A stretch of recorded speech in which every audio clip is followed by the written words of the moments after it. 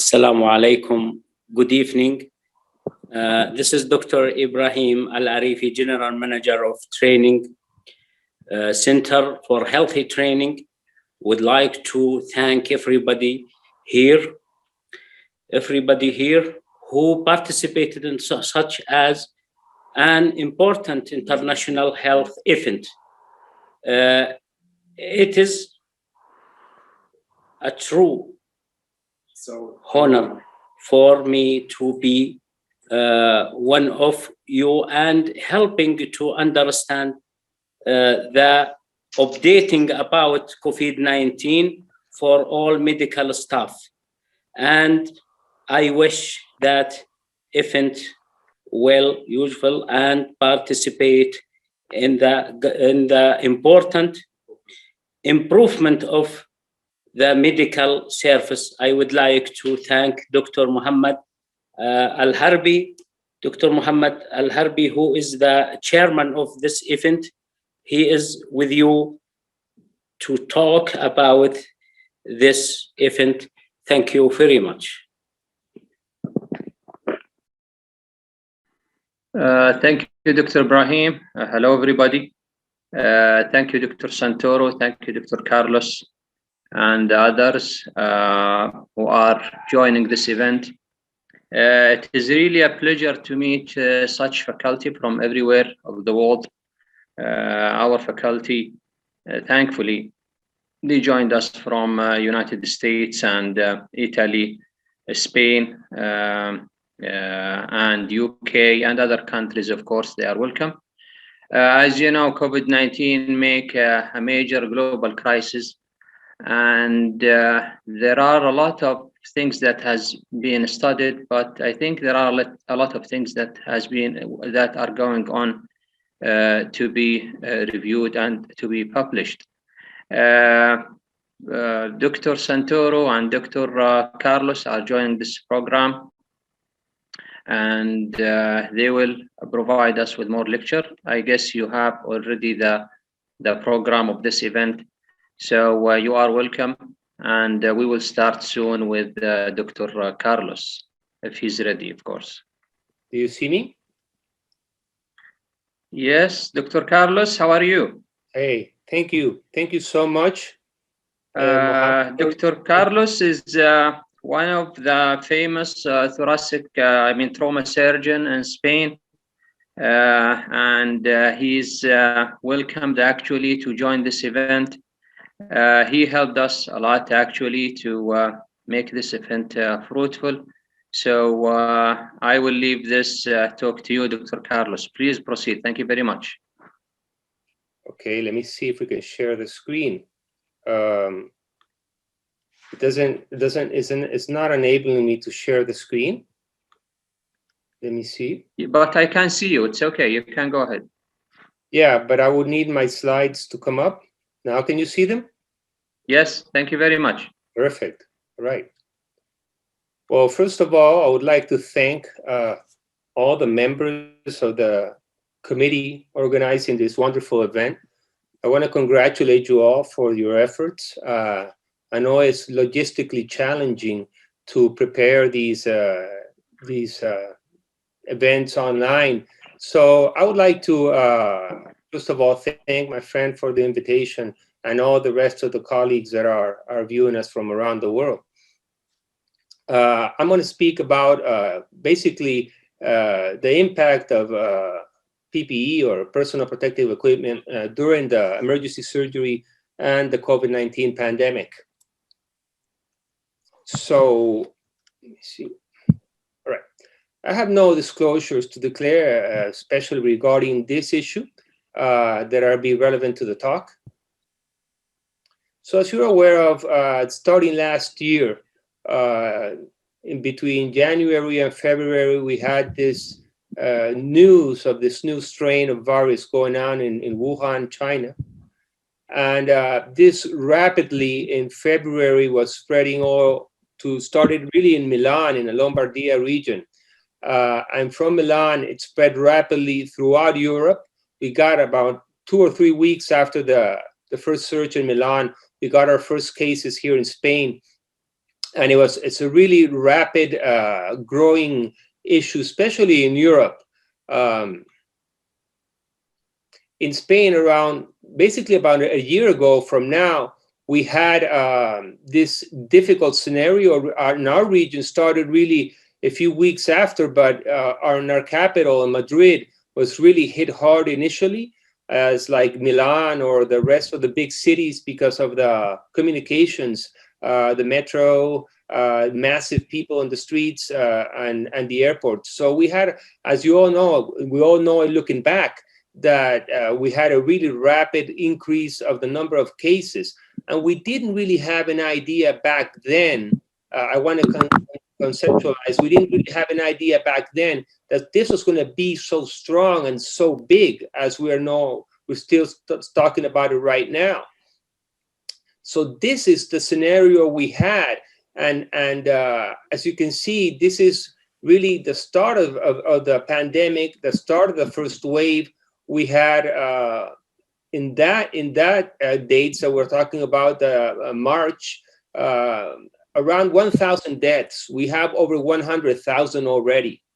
On that first wave, we had, of course, overwhelming cases. It rapidly overwhelmed our capacity. We have a public health system that was rapidly overwhelmed with a lot of COVID cases. And our ICU were really overwhelmed.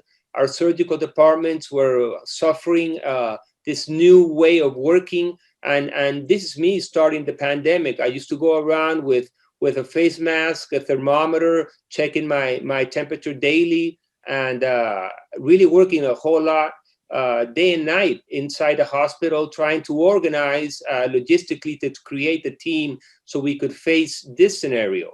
So this came to us really unexpected. We had no prior experience with COVID-related cases as the rest of the world. So it's really interesting to organize, along with the chief of my department, the strategy to have a response, not only locally, but also nationally, with the Spanish Surgical Association and with different colleagues I have around the world. I'm also a member of the American College of Surgeons and of the AAST. And so I'm GI, trauma, and acute care surgeon.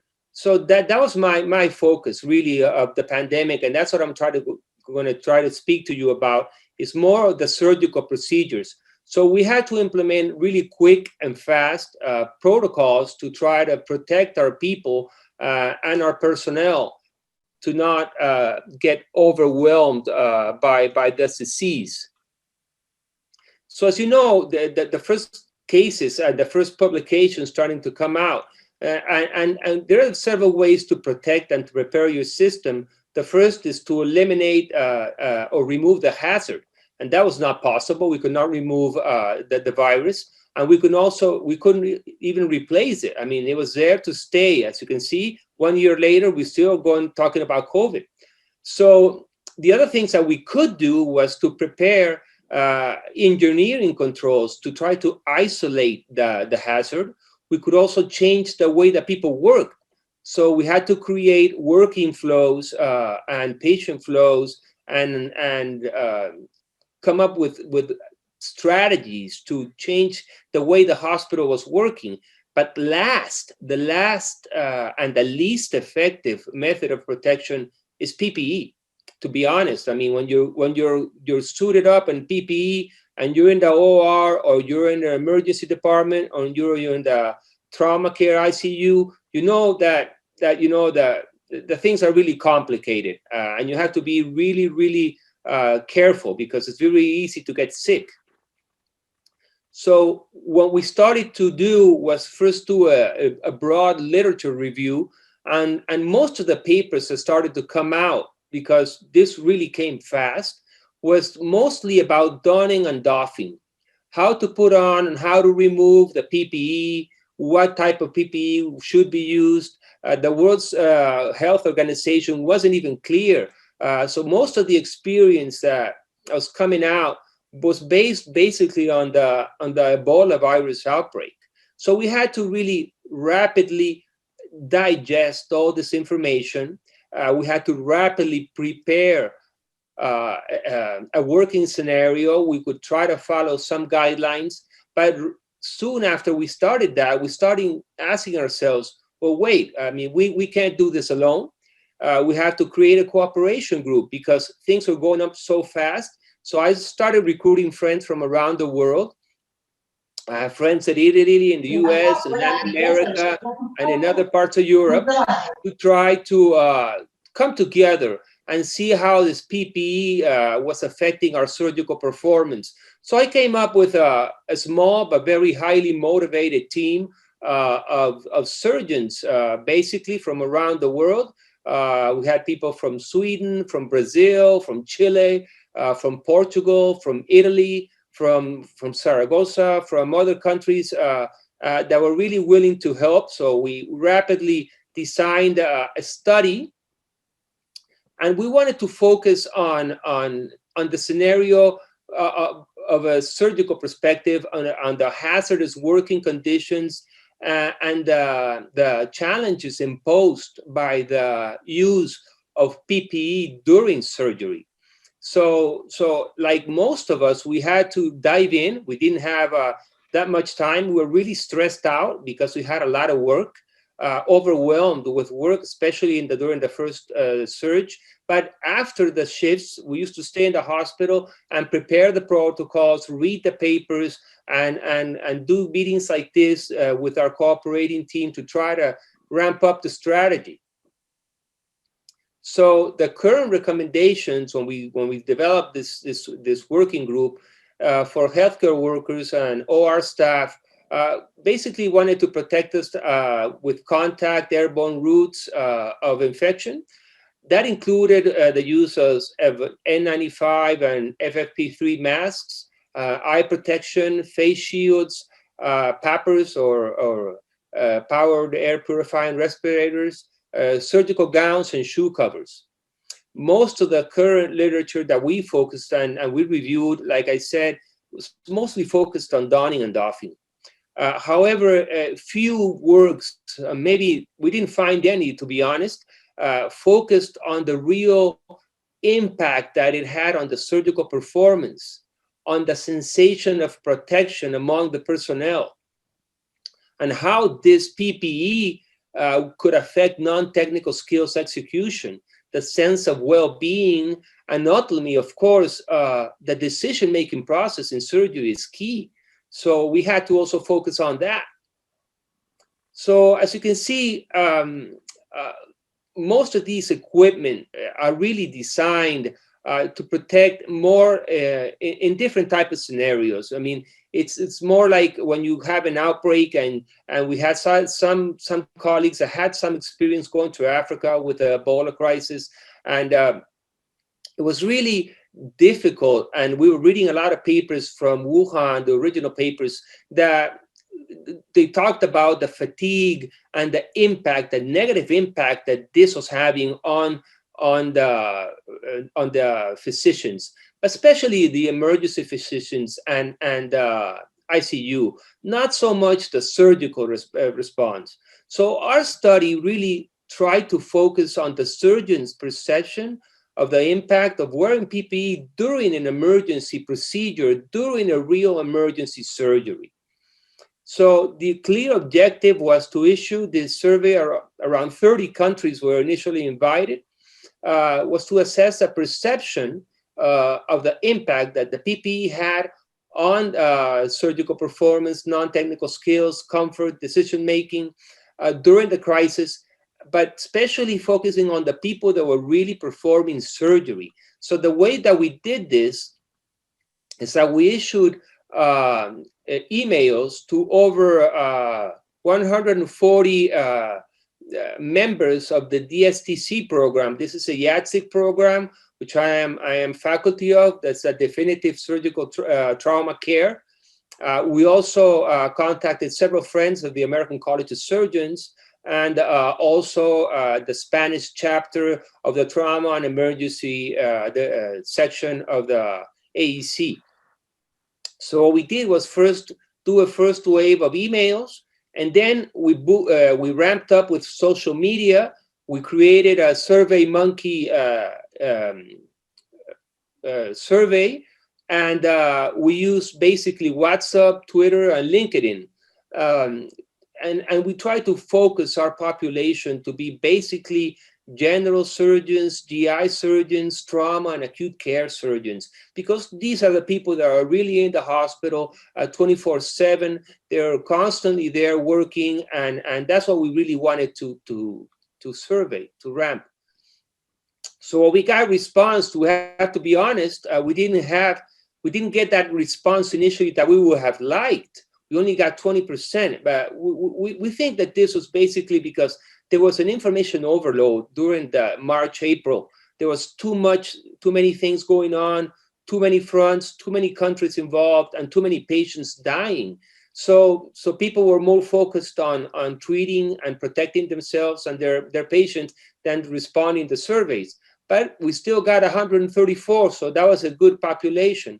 Most of them were males, 97 males and 37 females. Very seasoned people. It was really nice. We got ages between 30 and 50 years. So there were people that are really actively in the department, in the OR, and in the hospital. And most of them, 125, were surgical specialists. You know, they were doing their stuff. They were surgeons. And there were some surgical trainees, and the response were from 26 countries. So as you can see here, this is the map of the world distribution of the participating countries. We can see most of our responses came from Spain, Portugal, Italy, Europe, but we also have some friends that responded from Canada, USA, Mexico, Venezuela, Latin America, Colombia, Brazil. So it's really diverse. Our intention was to have a worldwide map, but it was really difficult. We saw this afterwards because in Latin America and the US, the pandemic hadn't already started, at least not as intense as it was in Europe. So it was good. It was good because basically most of our responses, 63%, were from European countries. And that's where the big surge was going on. So we got this first experience with the surgeons, and I think that this influenced the response that we had. So this infographics really shows us, and it's published. The paper is published and it's open access, so you can download it and use it as you wish for your personal information or research. This is like a very graphical information of what we got in our study. So as surgeons, we focus basically on visibility impairment. It was over half, 63% had visual issues of the surgical field. Also, the communication process is very important in the surgical team. As we know, surgery is a team sport. It's a team activity. So you have to have fluent communication among the surgeons, the nurse, the anesthetist. 82%, I mean, almost 8 out of 10 people really felt surgical fatigue, even with short procedures. And I want to emphasize that not only short procedures like a lap chole or a lap appy, but like a colon perforation, prolonged procedures were really challenging to perform 2 to 3 hour surgeries or even 4-hour surgeries with all this equipment on. So the overall comfort was bad. It affected the decision-making process, and the surgical compromise was also there. So this is how it really worked initially. And as you can see here, we used double. We used goggles and also used face shields. We used double masks. I'll talk to you about that and why. Double gloving. And sometimes we even used protective overalls. So it was really heat. It was really hot. It was really challenging. It was really stressful to be performing 4, 5, 6 procedures in a shift in these conditions. Because you have to have in mind that it was not the classical case that you come in, you do a laparoscopic procedure or an open procedure, and that's all. I mean, you had to prepare the OR, you had to prepare the circuit, you had to coordinate as a surgeon all the response of the surgical team, the after-surgery care, the pre-surgical care, the surgical route. You had to do a checklist prior to the patient arriving to the OR. So it was really a procedure that took us about an hour, would be about 2 to 3 hours with all this equipment put on. And a normal procedure that takes us a couple of hours, we'll be talking about 4 to 5 hours. So visual impairment was very important for us as surgeons because it compromises surgical field. And as you can see in this picture in the center, you can see the glare on these plastics. So when you have the lighting of the OR, you get this back glare, and it really makes things a little bit more difficult. There are several models of goggles. We tried them almost all, and I personally used more the vented models, like this one here and this one other, because they tend to fog less. The other models that we used created fogging, and you had this hazy mist in the, and you couldn't just stop the surgery and take the goggles off. You had to carry on. So it was really challenging. The other thing that we also recognized, and we'll talk along the symposium in another of my talks, about the need to improvise PPE, because we ran out of PPE rapidly. We had a lot of material, but it was insufficient. So we had these are printed, 3D printed face masks, and some people donated them to the hospital. We had to throw them out. I mean, we used them a couple of times, and they're not recommended because it's not real transparent plastic. They protect you, but they're not for surgical procedures. The other thing, that the communication was an issue. So we had to use double face masks because we ran out of surgical face masks, and we had to sometimes use industrial masks or other type of models with valve. So we had to protect the valve with a second mask. So this masking muffled our voice inside the OR, and it was really more challenging and difficult to communicate among the team members. We didn't have always all the high quality NIOSH 3M approved masks. We got them during the procedures and during the second wave, but in the first wave, we ran out of materials really fast. The second thing that was really, really important was to keep the mask in place.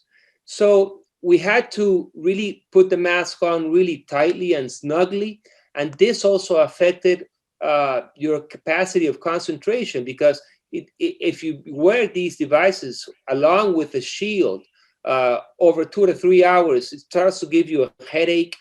You feel pressure in your head. It's difficult. So we had to use these devices, to try to keep. We still use them today. Now they're common. Back then, in the first days, these were really not there. So we had to resort to these homemade solutions. And this is a picture of myself after a surgical procedure. So as you can see, everybody was suffering the same consequences. So I think we were really hitting the sweet spot for surgeons, that this has to be issued. I mean, not only healthcare workers, of course, all the healthcare workers, but as a surgeon, I was really worried. And we need to find ways to improve PPE comfort, to be able to deliver better care. So, as I said before, more than half of the people that participated in the study felt that their surgical performance was hampered, was affected. That's really important. We also found that under the circumstances that we were living in the time we had the study, that was between March, April, and starting the summer, maybe June, we did find that it affected severely non-technical skills, without a doubt. Communication over 54%, decision-making process almost half, and situational awareness. Because this happens. I mean, you're not with all this equipment put on, you don't hear the environment, the surgical environment. As a trauma and acute care surgeon, I like to hear the anesthesis, the vital signs, the suction. I mean, everything. You control your scenario. So when you put on all this equipment, you lose situational awareness. You don't get information feedback from the team. You get tired, you get fatigued.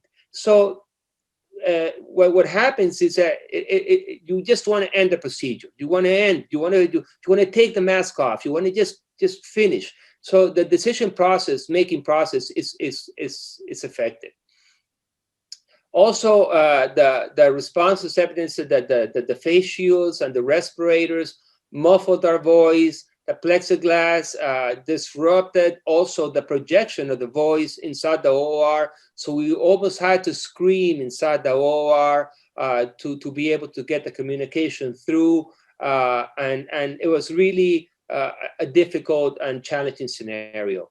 The idea of face shields that are these, sometimes we have them, sometimes we're not, were not always available. So we used the combinations of goggles and face shields, but these were the type of face shields that we used commonly, and we still use them today because basically they're more cost efficient.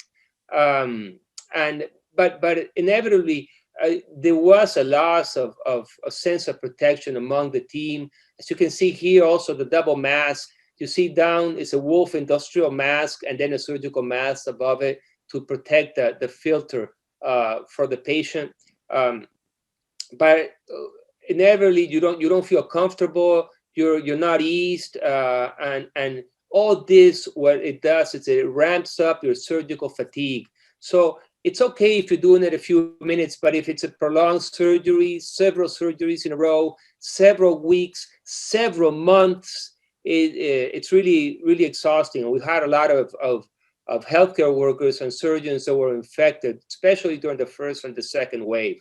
So finally, an aspect of utmost importance for us was the procedure per se, the psychomotor and the cognitive skills that are really involved in the complex decision-making process during difficult surgeries. So this was really hampered, and this was our common every day. We still have to use it today. We still have a lot of COVID, and we learned some things from then.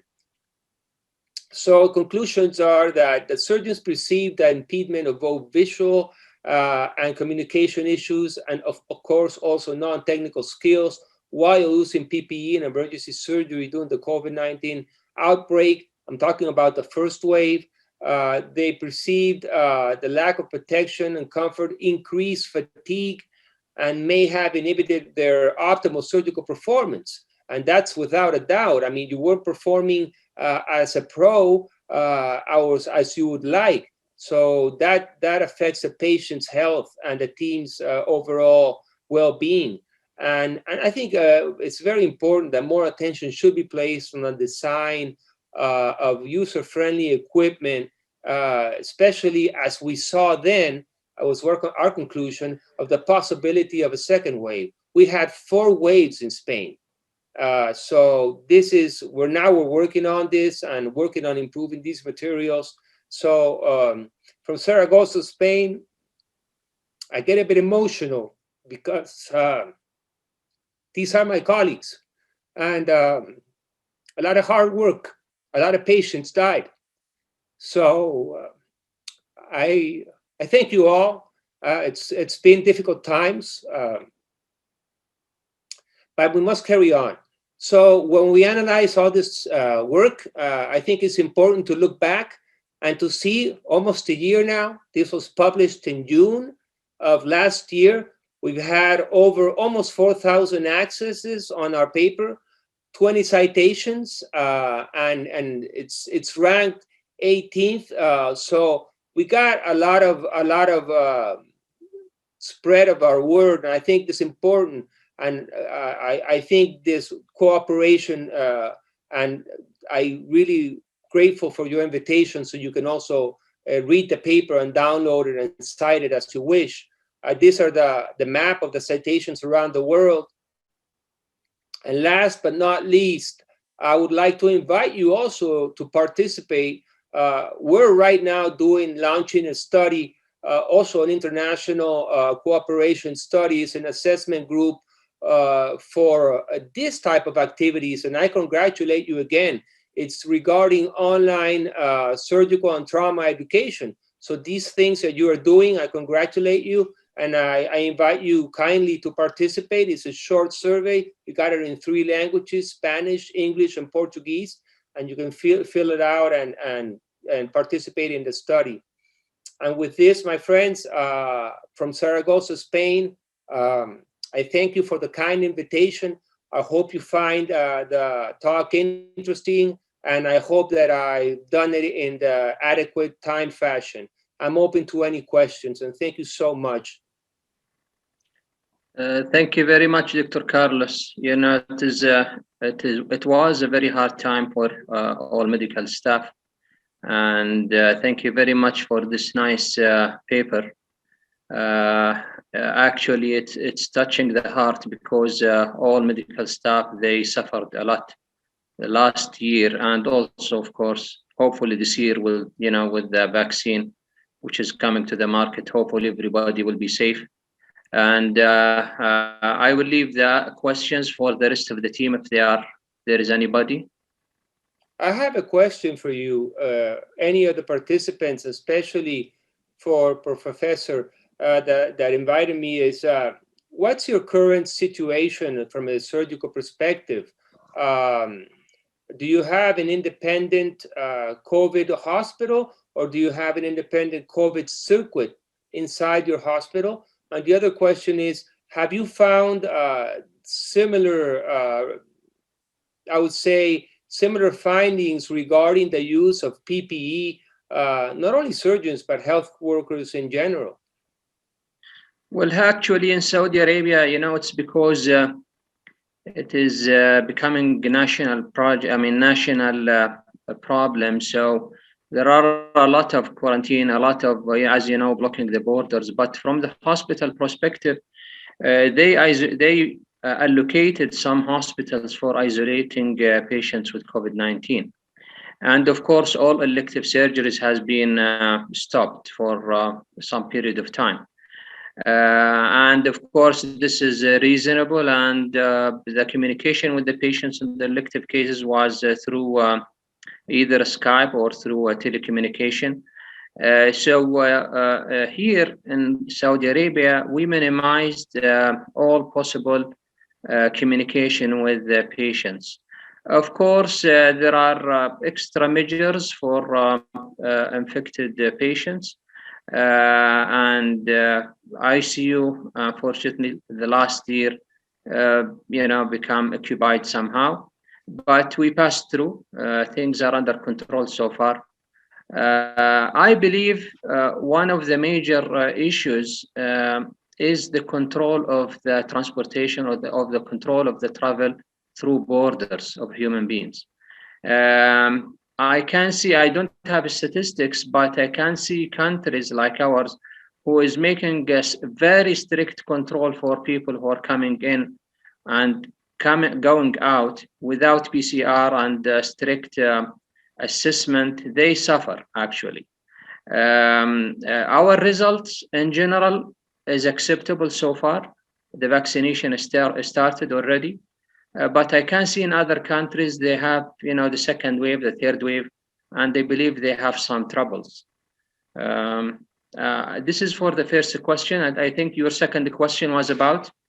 Yeah, my second question was, I mean, I think you answered it very well regarding the issues with transportation and trying to limit patient contact. We did that also immediately, and we used not only Skype, but even the meetings inside the hospitals. We restricted contact. Everybody was in their box, how we say, and we contacted with Zoom, and we did our rounds even that way. But inevitably, patients did come in with COVID. We had to perform surgery on a daily basis. And that second question was that if you found your situation when you are doing either surgery for those that are surgeons among the attendees or healthcare workers, did you find that it impacted your performance, your surgical performance? Yeah, absolutely. But people are suffering here. You know, all surgeons, they have almost the same trouble. Uh, of course, each hospital has its own policy regarding PPEs. If you go to a tertiary care center, you will have the best, equipment. Everything is available because the budget is high. If you go to a community hospital, they are trying their best to maintain the basic or the standard PPEs, but of course, maybe from different companies or different protocol. But of course, I think it's a global headache. All medical staff, they have some challenges over the past few months. So I guess it's a global. Yeah, it's a global situation. That's why I think it was really important to create this cooperation group. I'm really humbled by your invitation, and I hope that I was up to the challenge. And also, I hope that this brings us closer together for mutual and future cooperations regarding not only COVID, but also my field, that's trauma, acute care, and GI surgery. So thank you so much. Well, Dr. Carlos, it's a privilege for us and for the organizing committee to have you in this event. I'm sure this will not be the last meeting. I think you have another meeting with us, another, lecture. But of course, the main, issue here that we are in touch. We gained a new friend from Spain, and of course, this is the main achievement, which I believe it's at least for me. So thank you very much for your support. Thank you very much for your lecture. And we'll move to the next lecture for Dr. Tagreed. And I think the next lecture, I think it's tomorrow, isn't it? Yeah, that's correct. Tomorrow in the morning. So thank you so much. Okay. I have to run to the OR and briefly, but thank you for having me and for changing your schedule. I'm really grateful. Thank you so much. That's okay. Thank you very much. Ciao, ciao. Bye.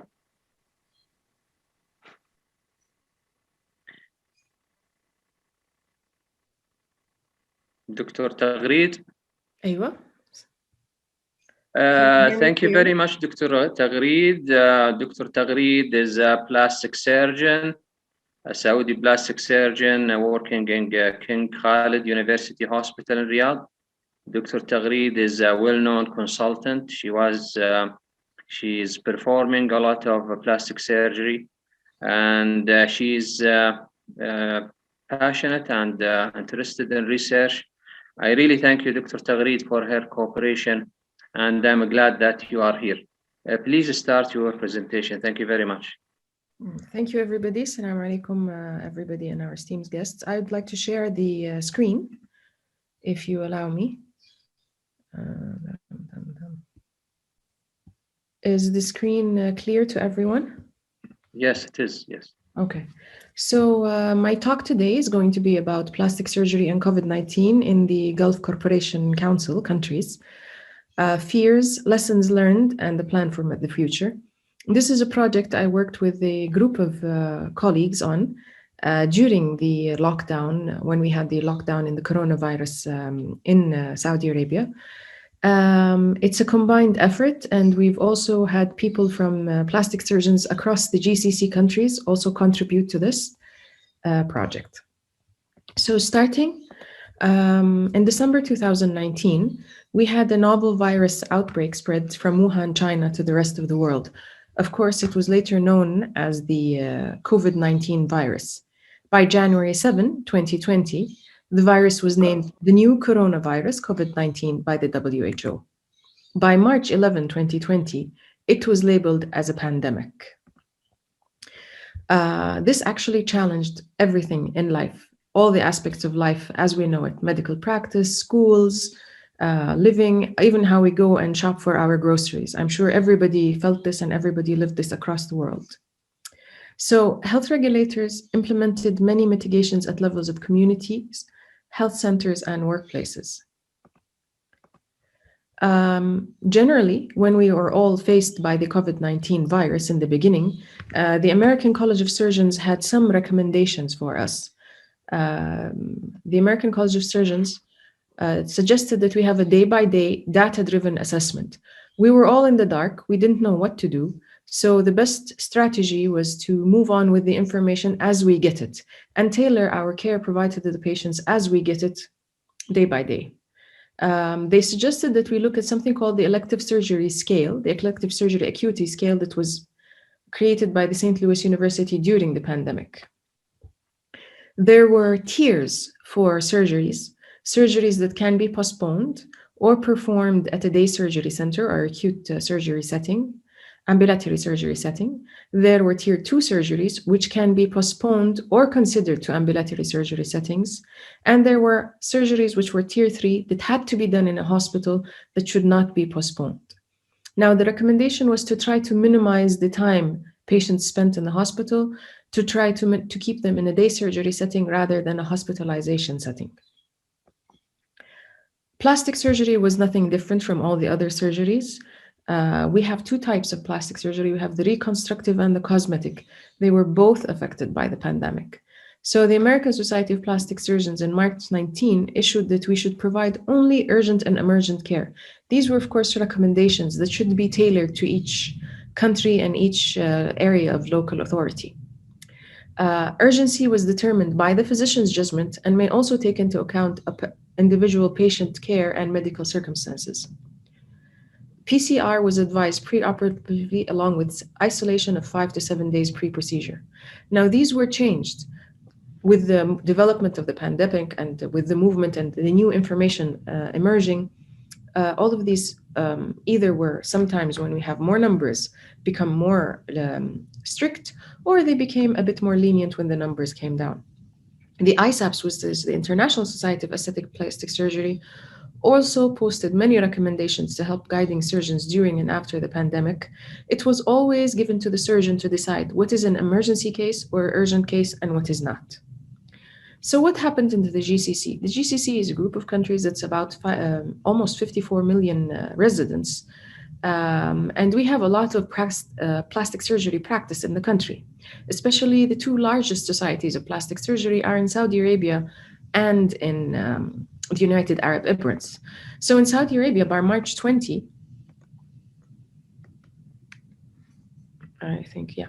the health regulators implemented various interventions at different levels. We were asked to have social distancing. Our schools were closed. We had weddings, funerals, religious gatherings, air traffic suspended. The Ministry of Health also closed completely all cosmetic centers, suspended all cosmetic procedures, surgical, non-surgical, laser treatment, down to PRP and fillers were stopped. So we had a very strategic and very strict closure of all our cosmetic practices from the Ministry of Health. In Oman, they said, no, you can keep conducting everything, even cesarean sections, as long as you take precautions, and you have to see your way through the pathways in according to the guidelines. After that, Oman decided to clarify and say that medical procedures in the private health establishment will not include cosmetic, and they also banned cosmetic, following in Saudi Arabia's footsteps. Bahrain, same, elective non-emergent medical cases were to be stopped in all private health cares. This was April 23rd, so they lagged a bit by us. And then in the United Emirates, they advised to postpone elective surgeries during effective periods of the circular until the circular was ended in the 31st of May, which was subject to extension. So you can see that all the GCC countries followed in the footsteps of Saudi Arabia of stopping very strictly cosmetic and elective cases and cases in the private sector. Now, the aim of our study was to investigate the attitudes and practices of plastic surgeons in the GCC countries during the lockdown, along with the idea on resumption of their practices after pandemic. Now, we know that resumption after the pandemic didn't really happen because we are still going through the coronavirus era. So this is only speculations of what they thought would happen. Also to evaluate their thoughts and attitudes on the standard clinical and preventive practices during and after the lockdown. So we had a cross-sectional study. It was an internet-based study. The population was all board-certified plastic reconstructive surgeons practicing in the different GCC countries. We had 2 weeks that started on April 29 during the lockdown period. It was a 39-item questionnaire developed by an English panel of experts in the field of plastic surgery. It was validated and consequently remarked by expert opinion that reflected good reliability and internal consistency. It was by a SurveyMonkey. The questionnaire included information about the demographic data, their experience during the pandemic, socio-economic impact, and emotional concerns. We had an IRB done from King Saud University Medical City, along with an informed consent. The data collected was random and anonymous and blinded. The data was analyzed using SPS 22. We had Pearson correlation, X2 test was used, and Cronbach's alpha was used as an internal consistency for the questionnaire. Our P was considered significant if it's less than 0.5. So what did we find as results? As we said, the two largest populations were the Kingdom of Saudi Arabia and United Emirates societies. We submitted the questionnaire to around 501 surgeons, and we had a 47% response rate. The less of the groups was in the Sultanate of Oman, Kuwait, and the Kingdom of Bahrain, because I think in Bahrain we only have less than a handful of surgeons. So the population is less and the number of surgeons is less. Now you can notice that this is a bar chart that tells you the different means the surgeons implemented to sustain their private practice after the pandemic is over. This is what they speculated. Most of them, 45%, thought that communication with the patient pool for appointments after the pandemic and to make sure that they don't lose their patient pool was very important. Financial reassessment, practice analyzation, social media advertisement were also done, keeping focus that the financial reassessment was the second. For the different actions they implemented during the pandemic or during the lockdown, to be more accurate, most of the surgeons, 89% focused on self-education. More than 50 focused on online consultation, whether that was Zoom or whether that was WhatsApp or whether that was anything local that they used in their setting. Public education was a large, and focus on research was also very high on the list, as 51% took the time off to actually focus on their research. When asked if they feel the pandemic has positively influenced you in any following ways, more than 77% thought that it actually gave them more quality time with their families. I'm sure as surgeons, we know that you have your practice in the government hospital in the morning and you have the practice in the private sector during the day. And amongst plastic surgeons, this was a good time off to actually sit down with their families, and they had more time for research. Did the pandemic negatively affect you in any of the following ways? Frustration because I am unable to operate was noticed in 50% of the surgeons. So it makes sense. We're surgeons. We find a lot of grounding in the OR, and we find that we spend a lot of our time in the OR. So most of us will feel frustrated if they lose that. 45% also were afraid of loss of financial security. So, and when asked what the patient's perception would be about cosmetic surgery after the pandemic is over, most of the surgeons, 39%, thought that the patients would actually negotiate drop in the cost of cosmetic surgery after the pandemic, and that they may demand more medical precautions. But the top was the negotiation of the cost. Now, what changes will you be making in the pandemic, in your practice after the pandemic is over? I think this is an important slide to give us an insight into the surgeon's mindset at that time. So 56 said they would wear a mask during every procedure. That being said, does that mean that they are not wearing a mask during every procedure? Are some surgeons not really restricting themselves to the general precautions that we are using? That's a point for thought. And 56% thought that they will maintain strict hand washing after every patient. Also food for thought here. What's very sad, or also point of interest, was only 13% thought that they will request COVID-19 testing prior to any procedure, which is a number I think that is shocking, and we have to keep in mind. Why would surgeons want to resume operating without doing COVID-19 testing prior to the procedures?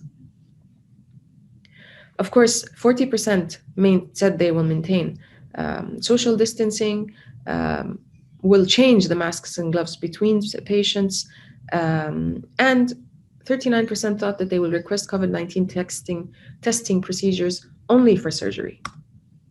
Now, our population, as we said, 501 plastic surgeons in the GCC countries, 238 responded, response rate of 47%. 42% were from Saudi Arabia, followed by 37% from the United Arab Emirates.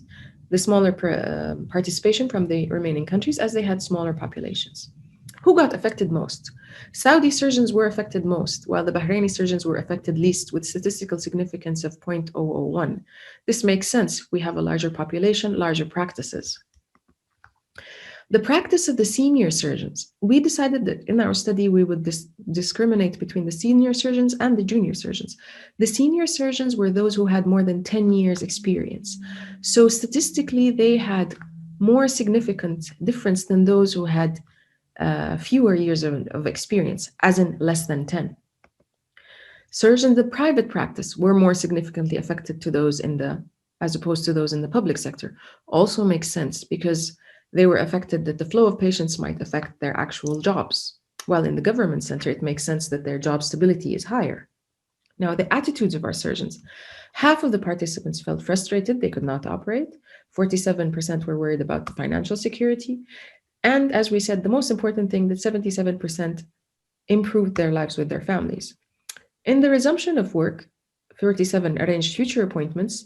Surgeons in the private sector considered different means of financial rearrangement and social media advertisement. This was very significant and compared with those in the public sector. So the people in the private took the time to actually think of social media.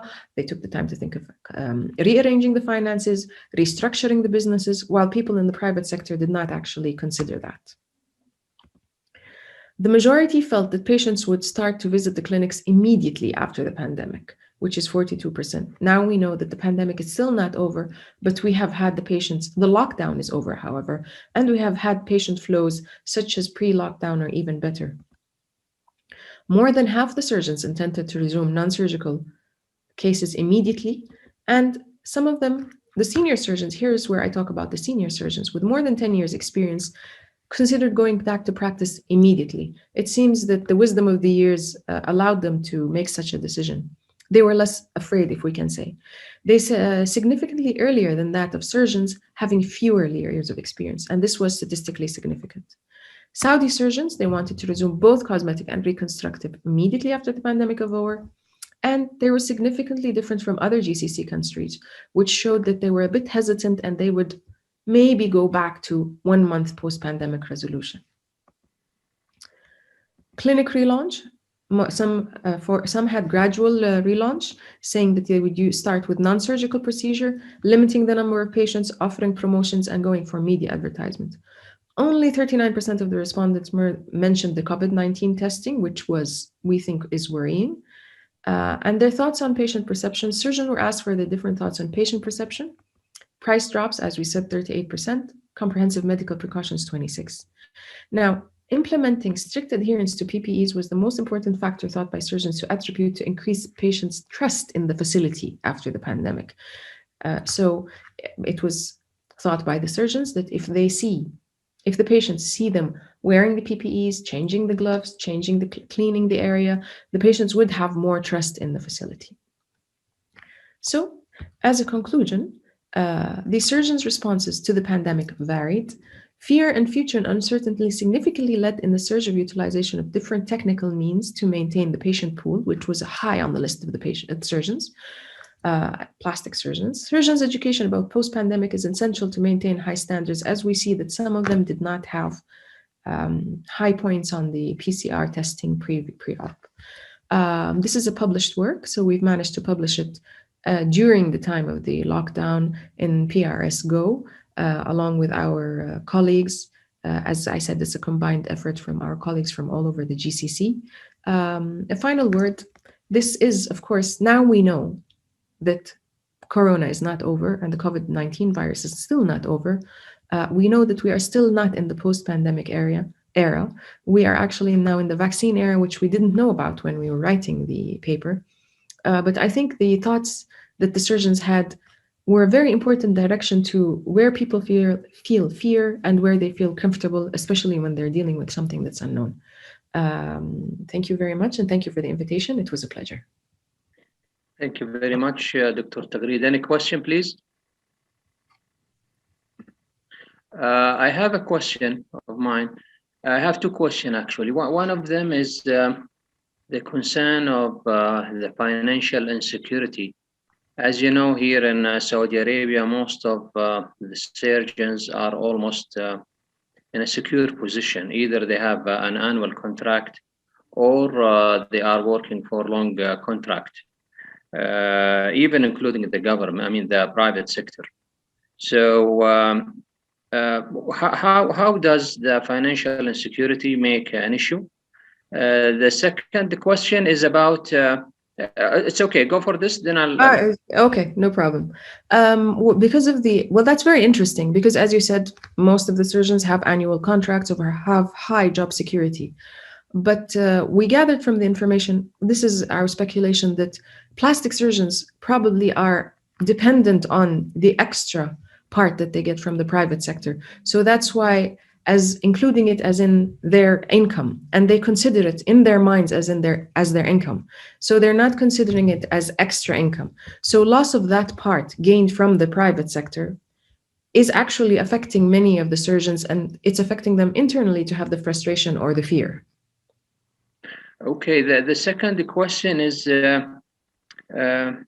as you know, in many hospitals here in Saudi Arabia, there are different levels. Either they are tertiary centers, or they are private, or maybe community hospital. Do they, plastic surgeons in those hospitals, feel the same about their safety or utilizing PPEs and extra? Are they the same in their personal field? That's another interesting point that we found. Of course, this is not just about Saudi Arabia, it was about the whole GCC. So most of the surgeons working in the government felt more comfortable than the surgeons working in the private sector. This was found with the PPEs, this was found with the salaries, with the job stability, with how scared they were. We have noticed clearly a difference between the people working in the government and the people working in the private, whether it was in Saudi Arabia, in the United Arab Emirates, in Bahrain, or in Kuwait, or in Oman. It makes sense that people in the government sector feel more secure. So they're not afraid, they're less frustrated. We did notice that people in the private sector amongst these countries did feel more frustrated and less secure. Well, thank you very much, Dr. Tagreed. It's a pleasure to have your presentation. I'm really glad that we have an expert like you and in this international gathering. Thank you very much for your talk. Thank you very much. We will move now to Dr. Santoro. Dr. Santoro is a senior consultant from Spain. Italy. Dr. Santoro is a senior consultant from Italy. Sorry, I'm saying this. Carlos was from Spain. Dr. Santoro, he's a friend of mine. He's from Treviso city, one of the main cities in Italy, and he was the president of European Colorectal Society. Currently, he's working as a senior colorectal surgeon in Treviso in Italy. He's a professor of surgery. Please go ahead, Dr. Santoro. Thank you, Mohammed. And let me congratulate with you for organizing this symposium on this so important topic, physician practice safety during COVID-19 pandemic. So it's really a privilege for me to be part of the faculty. And I will try to share my experience with COVID-19 in my presentation. I will present the impact of COVID-19 on delaying surgery. COVID, as already said, was a dramatic event and was completely unexpected.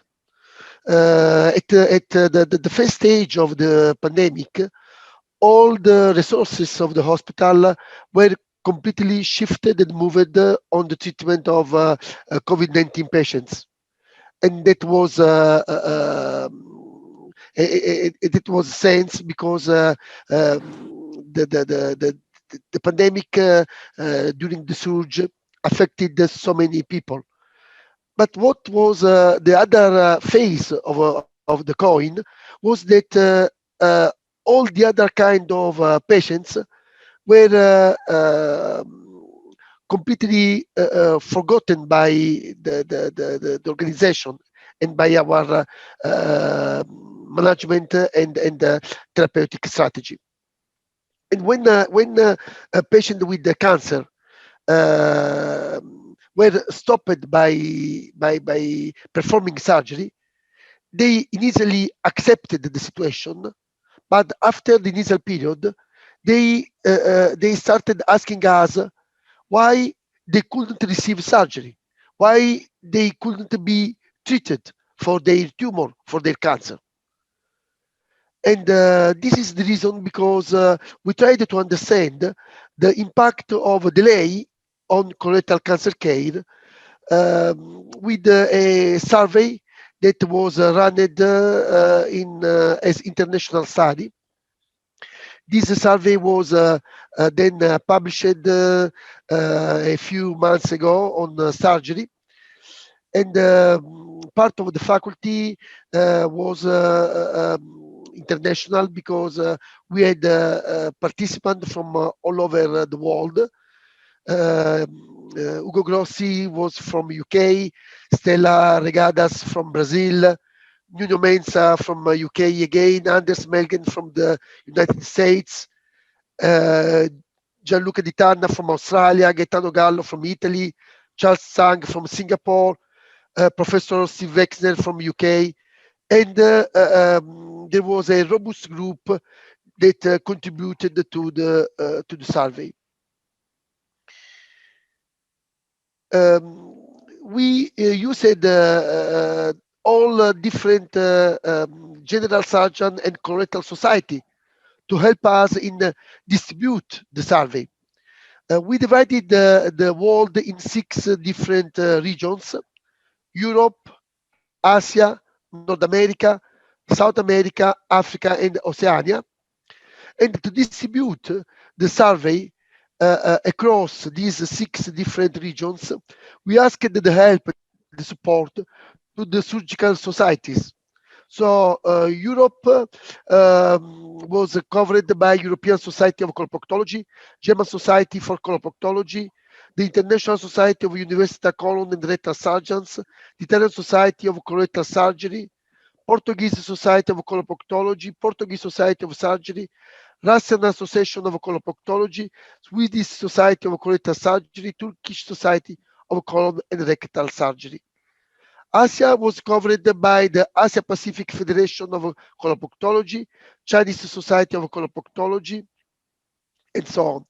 North America from American Society of Colon and Rectal Surgery, South America from International Society of University of Colon and Rectal Surgeons, and Latin American Association of Coloproctology, Venezuelan Coloproctology Society, Africa from Egyptian Society of Colon and Rectal Surgery, from South African Colorectal Society, Oceania from Asia Pacific Federation of Coloproctology, and International Society of University Colon and Rectal Surgeons. So using this surgical society, 20 different surgical society, we can distribute the survey across the different 6 world macro regions. Society sent a email to their members asking to take the survey. The survey was available on an online survey. We used the BOS, that is the Bristol Online Surveys platform, and the survey was available in this time interval from May 20 to June 10. So during a 3 weeks interval time.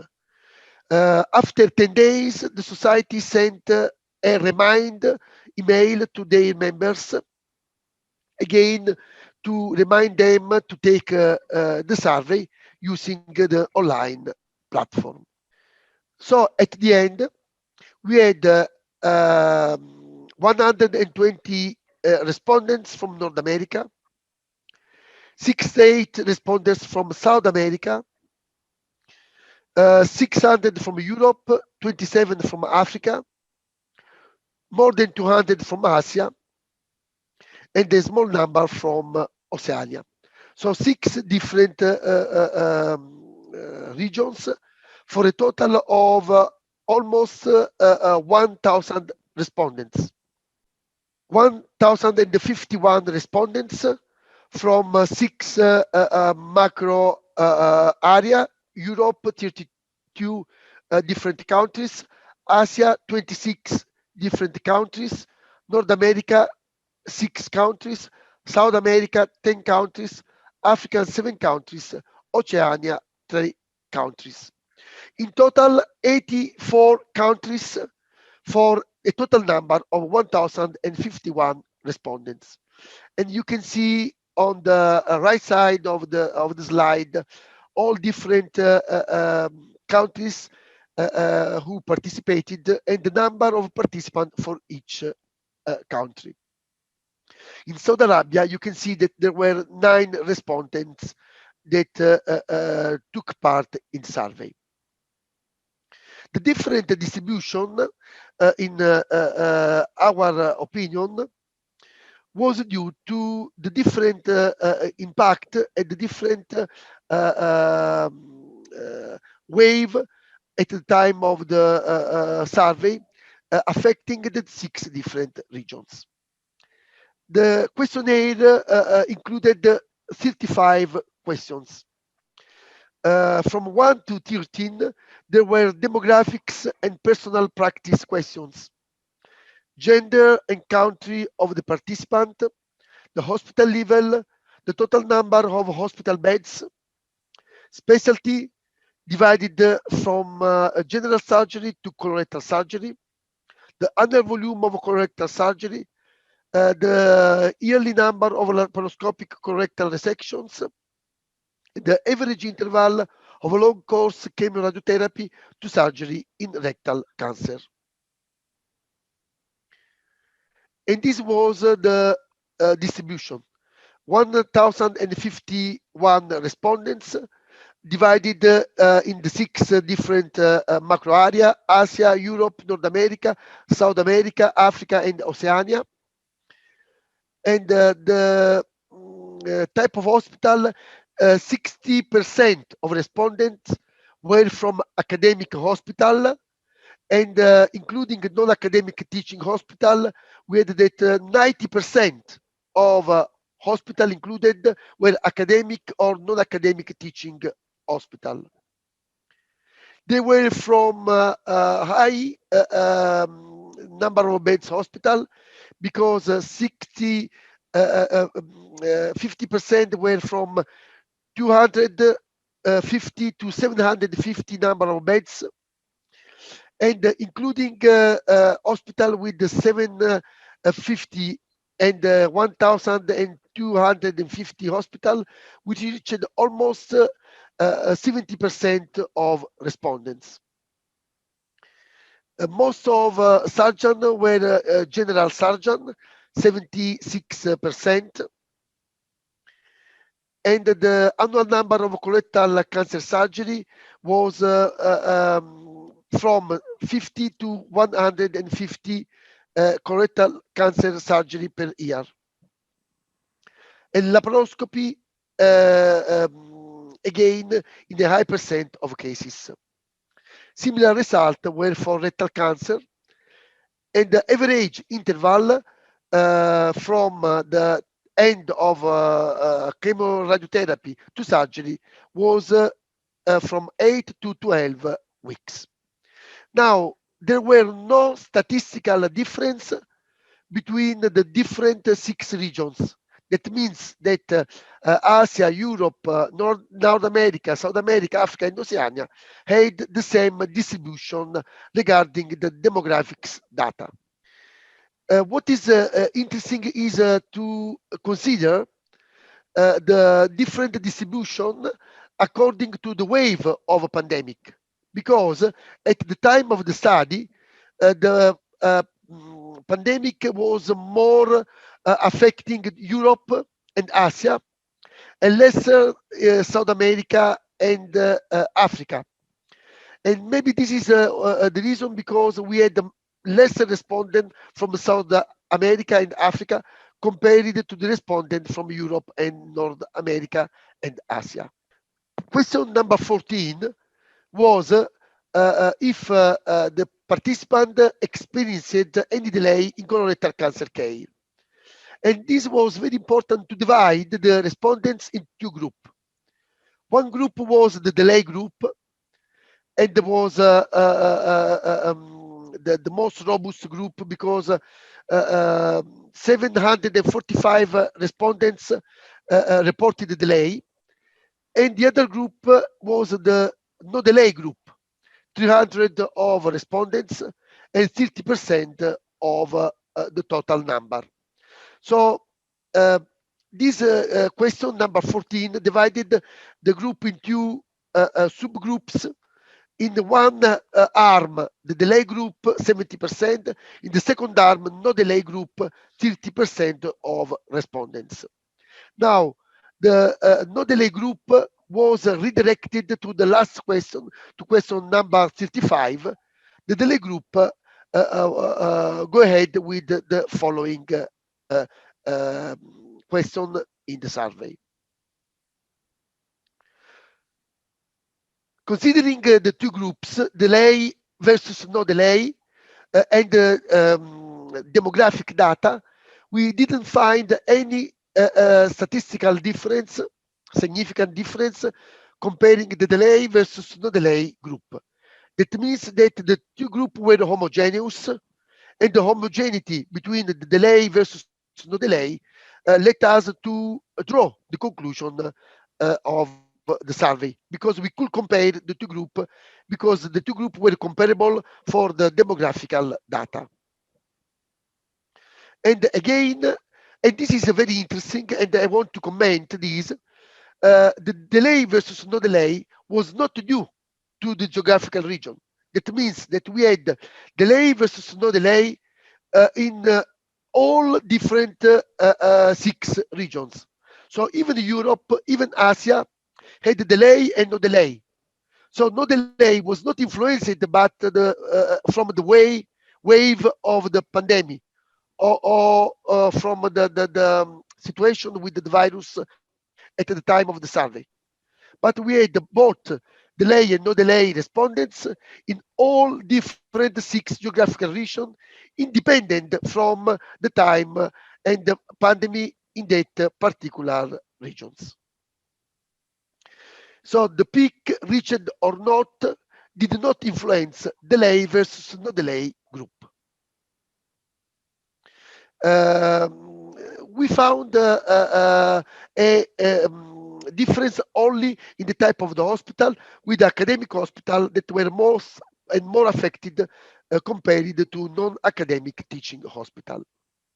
Now, questions from 15 to 22 were only responded by the delay group, and these questions involved hospital response to COVID-19 emergency.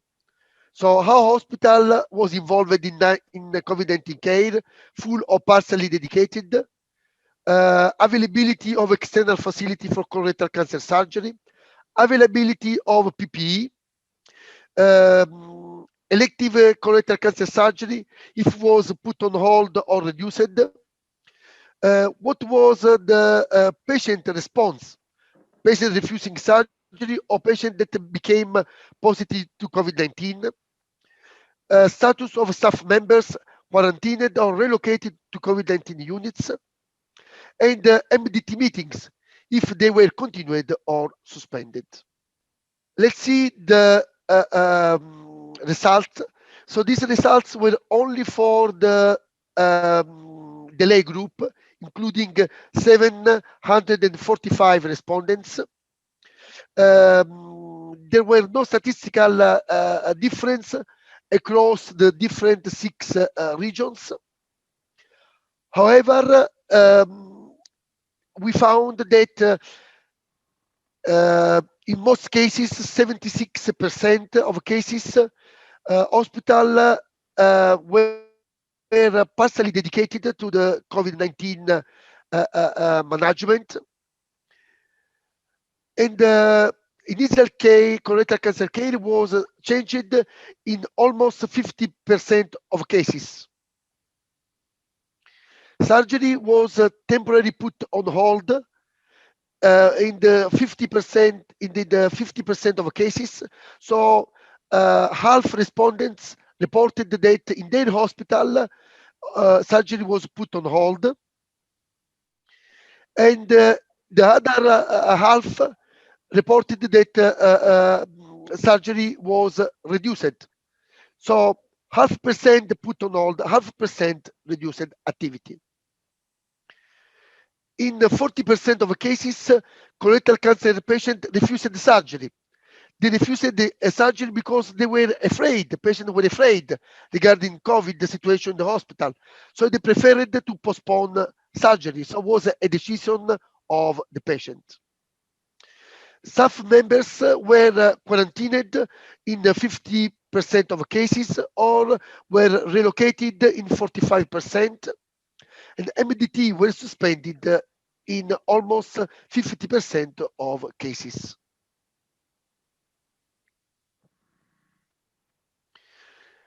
Now, question 23 to 33 tried to understand and to analyze where was and which were the reason of delay.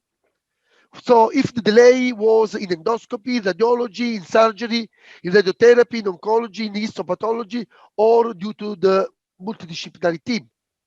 How the delay impacted the change in the regional management plan, and if there were complications during the delay that required emergency surgery. Let's see the delay according to the different fields of practice. The most affected field of practice was endoscopy, with a delay in almost 70% of cases. Surgery was also delayed in 60% of cases.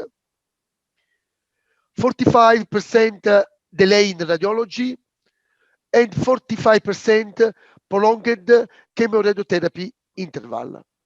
The less affected was histopathology report. Now, delay was divided in 3 interval: delay more than within 4 weeks, delay from 5 to 8 weeks, and delay more than 8 weeks. Endoscopy was affected from 4 to 8 weeks in the majority of cases. But we also had a significant distribution of delay more than 8 weeks of endoscopic to perform a colonoscopy or biopsy. Radiology was also significantly affected, in most cases within 4 weeks, but we can see that also up to 8 weeks radiology was affected, and it means staging for a tumor with CT scan staging or pelvic MRI in rectal cancer. Neoadjuvant chemoradiotherapy.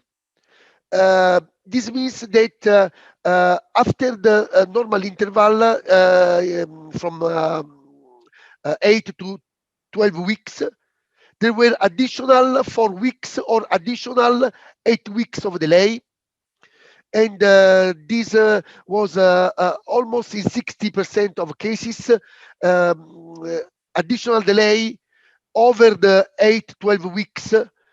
And this was equally distributed in almost the 6 different regions, and in a small percentage of cases, the interval was almost 20 weeks after the end of chemoradiotherapy. Prolonged the chemoradiotherapy surgery interval, and have a look at surgery. Surgery was delayed at least 4 weeks. In our hospital, patient with a diagnosis of surgery undergo surgery within 1 month. In the case of delay due to COVID, patient waited 8 weeks, but even 12 weeks to receive surgery, or even more than 3 months to have surgery performed. And this again was homogeneously distributed in all different 6 regions assessed. Histopathology was only relatively affected because, as you can see, in the majority of cases, the histopathology report was delayed only 4 weeks compared to normal practice. We did a multivariable hierarchical logistic regression model to assess the overall delay in colorectal cancer care according to the different reasons. And we can see that one of the most important factor was the suspension of the MDT meetings. MDT suspension affected both radiology, surgery, histopathology, and prolonged chemoradiotherapy interval. The not availability of PPE affected radiology, surgery, and histopathology. Staff members quarantined affected endoscopy and affected radiology. And high volume hospital affected endoscopy and histopathology. To make a comment on this, we can see that the suspension of the MDT meetings could have a sense because the absence of meeting significantly changed the normal pathway of management of a patient, so there was no coordination between the different specialty, and this really significantly affected the pathway of colorectal cancer management. So how changed the original management plan? 50% of respondents reported that they changed their original management plan. 40% cases, laparoscopic surgery was converted to open surgery. 40% of cases, neoadjuvant chemotherapy was not performed, and patient had immediately surgery, or patient, instead of resection, required chemotherapy because tumor became more advanced, or they developed liver or lung metastasis. Tamistotem were not performed, and this patient received neoadjuvant chemotherapy. In almost 80% of cases, there was a combination of more factors and change of the original management plan. But 25% of respondents reported that because of delay of elective surgery, they need to make urgent operation. So 70% because of a bowel obstruction, 28% because of a bowel perforation, 18% because of bleeding, or also a combination of more factors. That means that because of the delay, patient that should receive elective surgery were then operated as urgent operation because of occurrence of complication.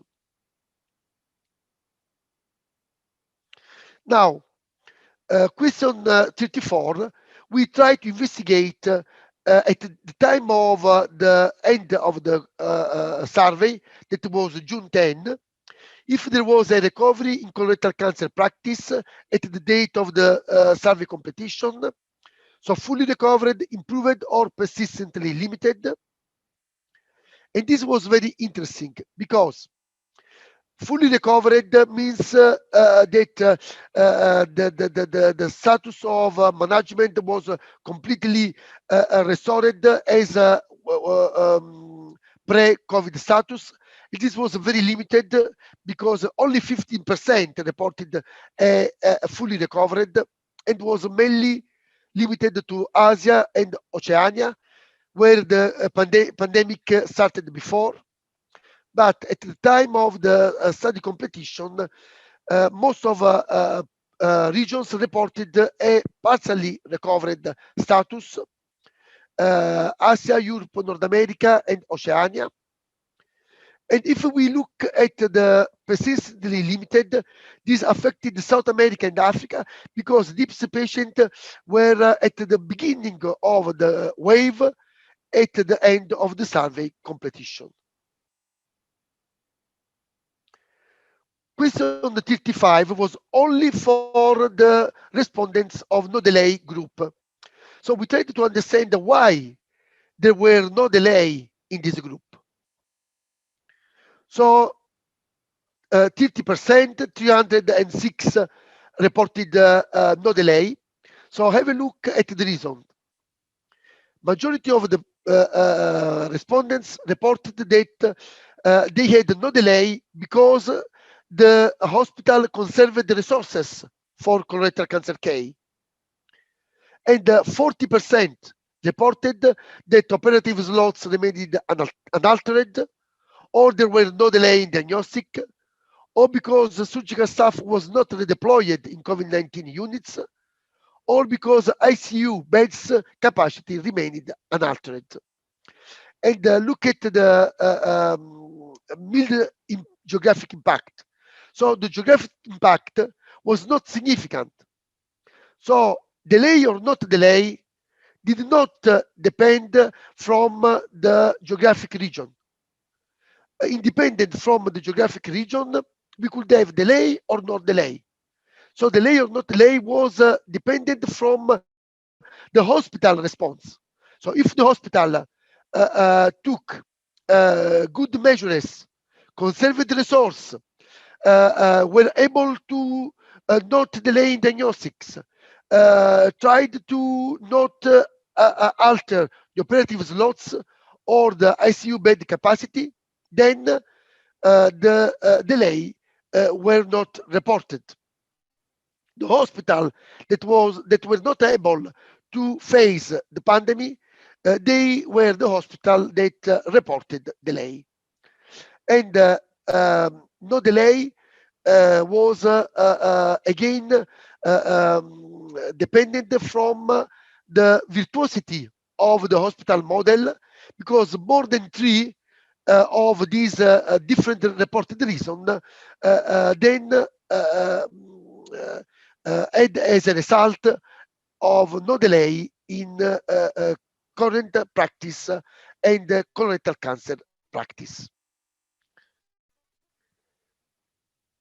As a conclusion of the study, to compare delay or no delay, we can see that statistical difference were not due to geographical region, but statistical difference were due to working or not in COVID-free units, change or not in operative slot, change or not in a redeployment of staff members. So delay or not delay were affected significantly if the hospital had or not COVID-free units. Delay or not delay was significantly affected if the operative slots remained unaltered or not. Colorectal cancer management was significantly affected delay versus no delay, if some members were redeployed to COVID-19 unit or they were not redeployed to COVID-19 units. And this is my last slide, and this is the conclusion of our survey. During the COVID-19 pandemic, global changes in both diagnostic and therapeutic colorectal cancer practice were evident. This problem cannot be solved by sharing best practice, because the inability to render colorectal cancer care was directly related to hospital preparedness and availability of resources, rather than to geographical factors. I think that is the most important conclusion of our survey. So, delay or no delay was not influenced by the geographical factors. Delay or not delay was not influenced by the peak of the COVID-19 wave, rather than delay or not delay was affected by the hospital organization. So if the hospital was well organized, there were no delay, even if there were the peak of COVID-19 in that particular region or macro area.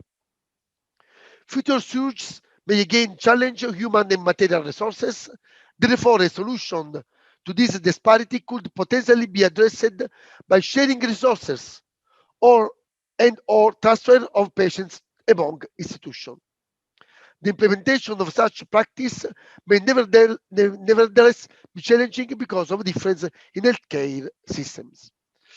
So my last comment is again, COVID-19 was an unexpected event, but the response of a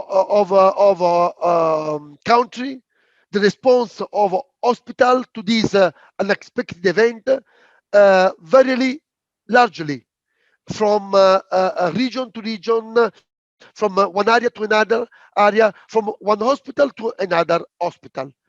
And where the hospital were able to reorganize their practice, then they could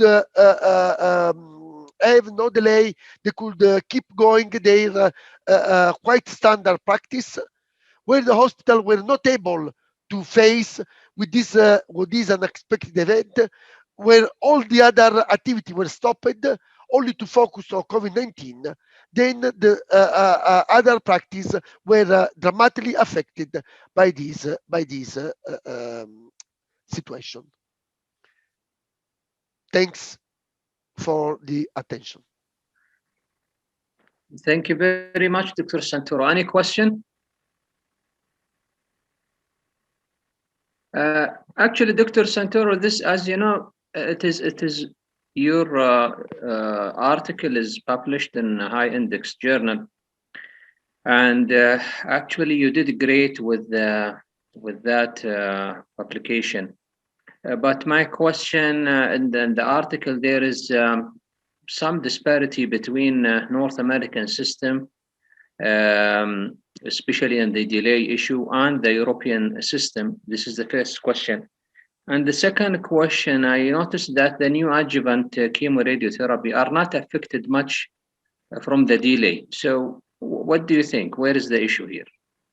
Yeah, I want to start from the last question. And thank you for this kind and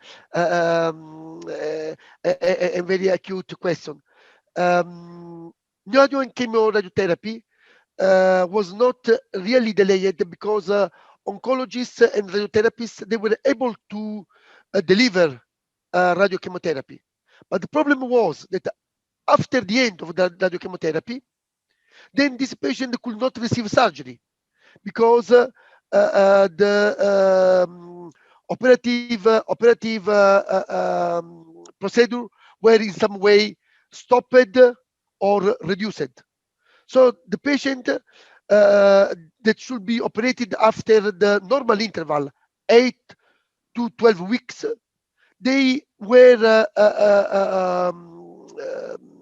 they need to wait for longer, at least 4 weeks more than the normal interval, but even 8 weeks, even 12 weeks more than normal interval. So let's say that in my practice, the average is 10 weeks after the completion of radiochemotherapy. The average, instead of 10 weeks, was 20 weeks to receive surgery, because we had no possibility to make surgery on this patient. So the problem was surgery, was not to perform radiochemotherapy. Now let's go to the first question. Of course, there were a disparity between North America, South America, Europe. Of course, there was disparity, but we found that the disparity was not so important in terms of the result that we had, because most of our hospital were academic university hospital, and across all the different regions, academic hospital practice were quite similar across the different regions, and we couldn't report statistical difference regarding the type of hospital. Well, thank you very much, Dr. Santoro. I'm really glad that you joined us, and I wish you a good day. Thank you very much, and we'll be in touch. Thank you. Thank you very much for the symposium. Bye. Thank you very much. Ciao, ciao. Now we move to Dr. Avanish Sakhlini from India. He's a well-known, famous colorectal surgeon. And you are welcome, Dr. Avanish. This is my first time to be in touch with you. I am glad that you are here. Thank you very much. I know that you are busy, so please proceed with your presentation.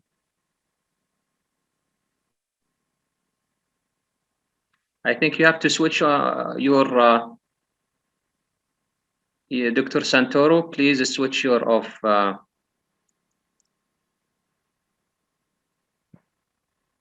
Dr. Sakhlini, please.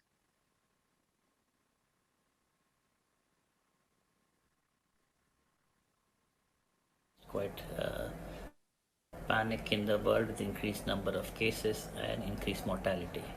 This is going to affect healthcare, especially cancer services. A report of cancer mortality in 3 hospitals in Wuhan revealed of those patients who had COVID and were undergoing cancer treatment, mortality was as much as 25.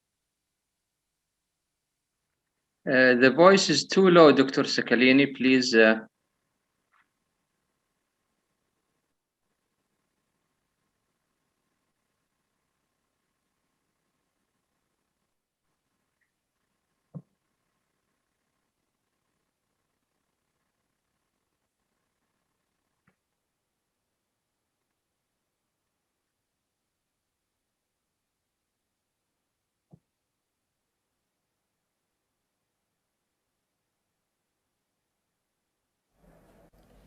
The ESMO guidelines were quite specific. They categorized cancer into high priority, which require urgent intervention in terms of bleeding, obstruction, perforation.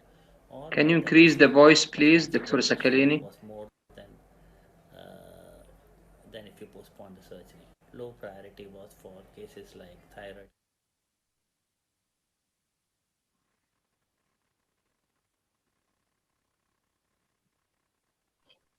There's no voice. Yes, Dr. Sakhlini, can you increase your voice, please?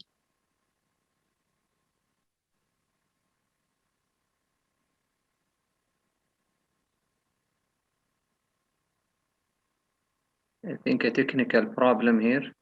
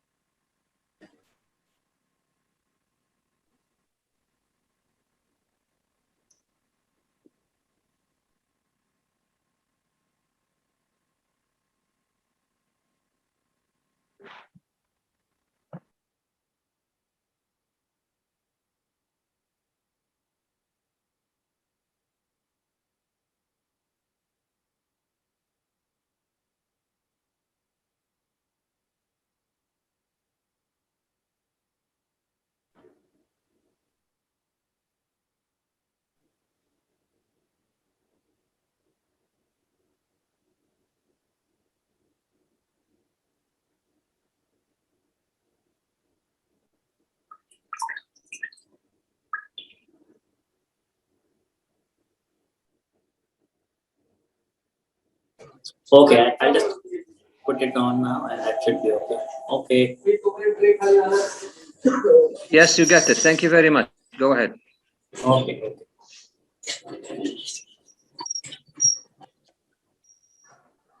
I'm not sure, did you hear my introduction? Dr. Khalini is a famous colorectal surgeon from India. Please proceed for your presentation. Thank you for attending. Okay, okay, thanks. The risk of COVID infection in these cancer patients, and on the other side, what's the risk? So I think during this COVID times, we have to balance against operating on these patients for complications of COVID, that is severe viral illnesses and staff not being available, compared to the problems with cancer. The cancers can progress after chemoradiation. It can be increased waiting list because of that. And people who have not had any treatment can have high mortality as well. Blood transfusion was also difficult. So major surgeries require. During COVID-19, you have to spare your beds very resourcefully. Well-structured plan for a tertiary cancer. So I think at Tata Memorial Hospital, we formed a cancer management group. There was a core group there. So they divided things into cancer care, patient-directed and employee-directed things. We decided to avoid complex surgeries, cytoreductive surgeries and excitation. Radiotherapy was changed to short course radiotherapy. With regards to staff, they were divided into 2 shifts so that in case one team got quarantined, the others would be there. Provision of hospital buses was there because there was no transport available. For patients, direct admission into hospital of relatives and patients were prohibited. There were screening camps where the temperature check was done. People who had fever were put in fever OPDs. There were isolation beds. The hospital was divided into 3 parts. One was for screening patients who were coming in for surgery. Second phase was with patients who were being operated for surgery. And the third things were for patients who turned out to be COVID positive. Initially, only symptomatic patients. The other thing, initially first 2 weeks when we started our practice, so we were doing only COVID testing for only who were symptomatic. But after 2 weeks or so, when the COVID surge started, all patients for surgery required COVID testing. In one center, even if they had COVID test had to be done 48 hours prior to test. So all thing, because the number of beds were limited, we had something like 6 or 7 beds for colorectal. So we had to use enhanced recovery program. Patients used to come in just on the morning of surgery, have MIS surgery, and early discharge with good photon contact. We had to arrange hotels for them as well.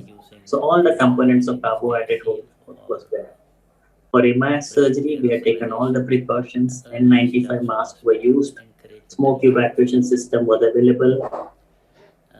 The sages initially had put forward guidelines that MIS should not be performed for colorectal surgery in this COVID times. But the risk for this was very theoretical about viruses being there in the smoke. But however, if small protective devices was there was no direct evidence. So I think we decided to go ahead with MIS surgery because that was the only way you could have enhanced recovery. By using MIS system, the smoke can be evacuated by a controlled system rather than an open system. So we decided the port incision will be small, pneumoperitoneum will be low, 10 or so, electrosetting will be less. And for extraflation, we decided to use some HEPA filters or air seal system. The size of COVID virus, of course, as you discussed before, is 0.07 microns. So these filters, even if you have particulate matters, will remove all the particulate matters, including viruses as well. So we managed to do this successfully in 12 patients, and we published this in the Journal of Laparoscopy and Advanced Surgical Procedures.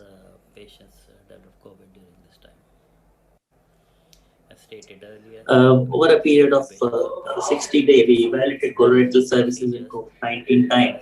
So we managed to operate about 90 patients over a 2-month period. Emergency services were not hampered. What we did during COVID time was only required number of personnel were there inside the operating room. This is how we were using the HEPA filter. So this is the HEPA filter which you normally use for the anesthetic machines. So the 2 ends are plugged with the glove. You connect the tubing to one of the ports there, and this is connected to one of the insufficient ports. We had air seal system where you can use the smoke evacuation mode, but we normally operate 3 laparoscopic lists at one time. So for all the systems, we use this low-cost device, which is already available in the hospital in the anesthetic system.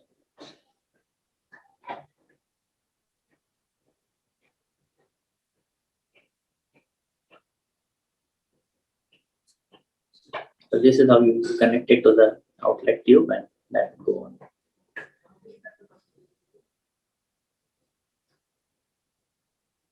So I think there was quite a fear amongst anesthetists at this time. So, but I think we reassured them and showed all the SAGES guideline, and that is how we could go ahead. So this is our thing over the thing. So we had January and February when there was no COVID, and from March onward there was COVID. So as you can see, during a period of time, endoscopic procedures fell down by 90%, 65% up in outpatients. Treatment protocols were changed. As you can see, short course radiotherapy became very common, and long course chemoradiation because patients were not willing to stay. But the number of laparoscopic procedures throughout the time remained the same.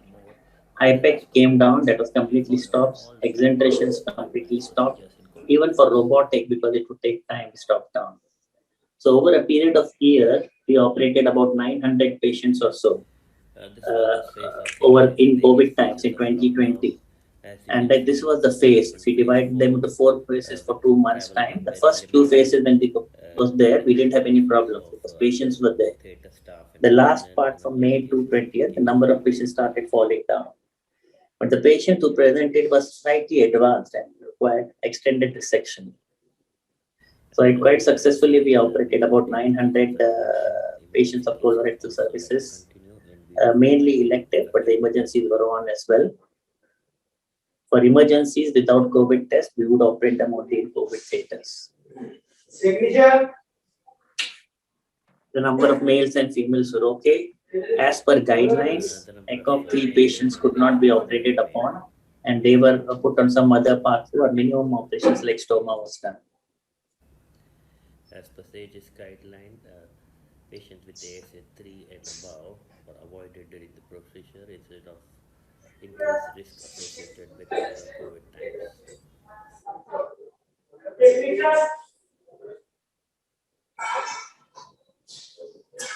With regards to distribution of surgical approaches, laparoscopy was done in almost 50% cases. Number of robotic cases happened only in the last part of the year.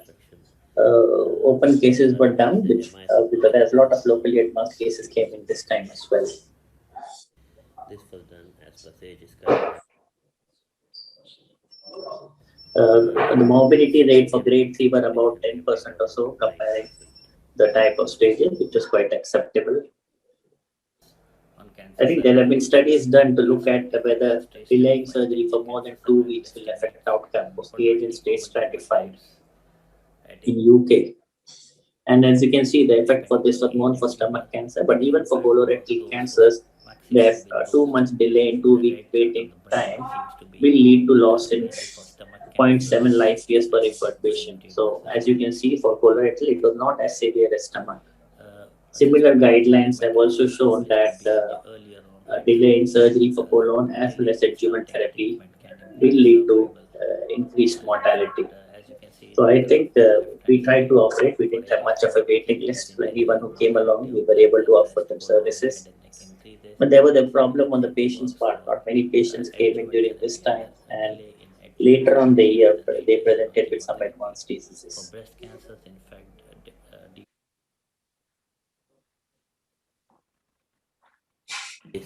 a lot of them came with locally advanced diseases, so almost 50 patients had extended resection that includes seminal vesicle excision, nerve transection. Normally, extended resection is about 8% of all our colorectal resections.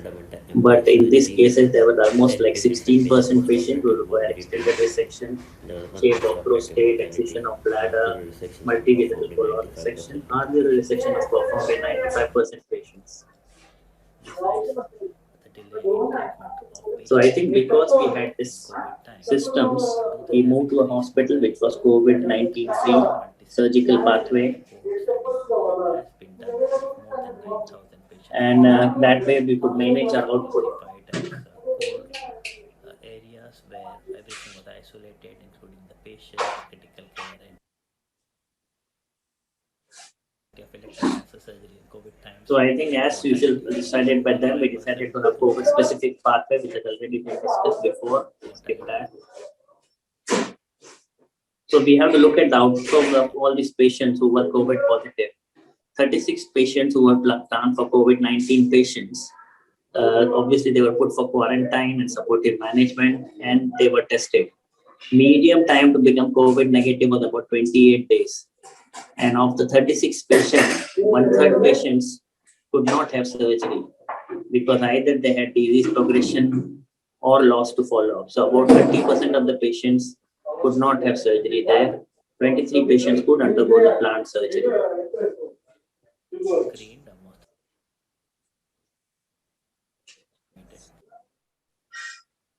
The other thing we noticed that patients were coming with a lot of thromboembolic evidence. They were coming with thrombosis in the both iliac veins, IVC. A lot of patients had IVC filters. There were unusual cases of thrombosis in subclavian veins. So thromboembolic, but when we compared it with the last year's data at the same time period, there was no significant difference. So it looks like thromboembolic events are there, but there's no significant difference. In the post-operative period, 3 patients developed DVT and 5 patients developed DVT on neoadjuvant chemoradiation. But unexplained events like the cardiac event because of thrombosis or pulmonary thromboembolism is still happening all the time. So this is our log for 2020. So we operated about 891 colorectal cases. For resection-wise, we operated 555 cases compared to 609 last year. As you can see, laparoscopic resections, most of them rectal, were about 271. Robotic was 22. So number of MIS cases, elective ones, were about 66%. Extended resections, APR, were less. Cytoreductive and high-tech were only 40. We do about 58 AP resections per year. And so all these procedures went on, and we were able to help a lot of our patients. We also went ahead with stoma closures for elective patients because a lot of lists were available and we could do all of them. We decided to do them via Barcelona technique. So just give a Barcelona technique and we sent them home the next day. And they all did very well, actually. So we had only 5 beds and we managed to still do this because of enhanced recovery. Over a period of time, there were further waves of infection. But I think we used the same protocol, minimal PPE kits, N95 mask and visors, and strict screening of patients. And fortunately, none of us staff turned COVID positive. Times have changed now, and the vaccines have come. So a lot of patients ring up whether they can take vaccines or not, and we have actually asked them to go ahead. If you have a bone marrow transplant, you have to wait for at least 3 months post-transplant therapy. For major surgeries, if you're going to get done, we normally do a week later after they have the vaccination, so they don't have any morbidity. Challenges are, they said, it's going to be second wave. I think again in Mumbai, the number of cases are rising. There is a hesitancy to take vaccine. People get pandemic fatigue and sometimes may not use PPT. What is happening is we are seeing more metastatic patients in the OPD, but those are the ones who are coming. People have to be educated, otherwise survival is going to be really poor over these times. This is the month for colorectal cancer awareness month, so I think we are bringing out a lot to say, get your symptomatic treatment done. This is one case where we did for a near obstructed cases doing the PPE thing. This is the HEPA filter which is connected there. But this is a lesion in the descending colon which is near obstructed sort of thing, dilated colon there. So we take a stitch in the uterus, stitch it up. We start with dissection along the inferior mesenteric vein. And you can see go along the CME plane completely, enter the lesser side, define the pancreas. With a well-trained team, and then you focus on the inferior mesenteric artery. So I think we do almost, for today's case, we did about 6 MIS rectal cases. So we have a good staff trained fellow, so we are able to do about 5 to 6 cancers on an OP list like that. And with that, our operating time for laparoscopic procedures is likely to be definitely less. So we don't do many open procedures other than fluid centration. So you can see good views there. We also use an ASC system, so there is very minimum smoke there. And if you've done good traumatic surgery, then patients can go home for 3 days or so.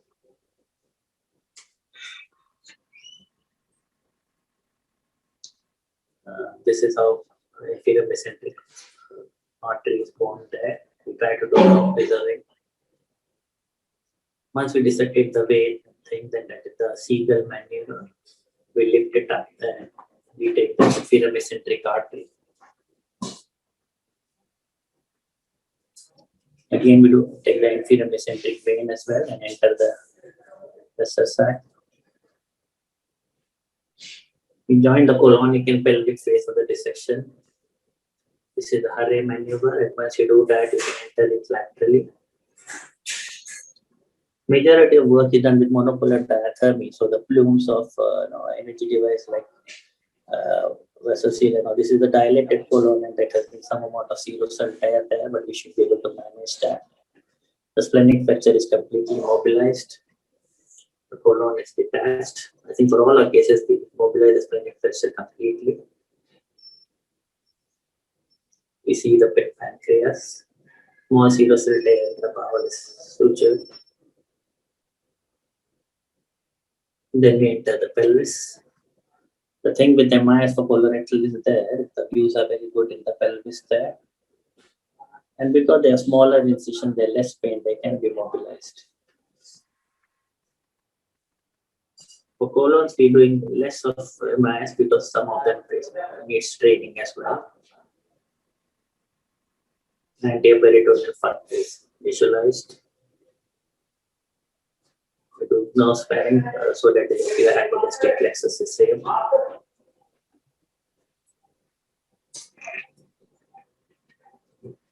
We reach the pelvic floor.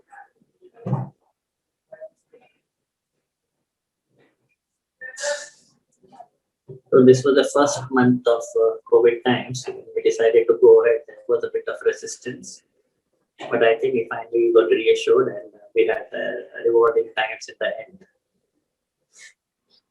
So the rectum is mobilized completely to the pelvic floor.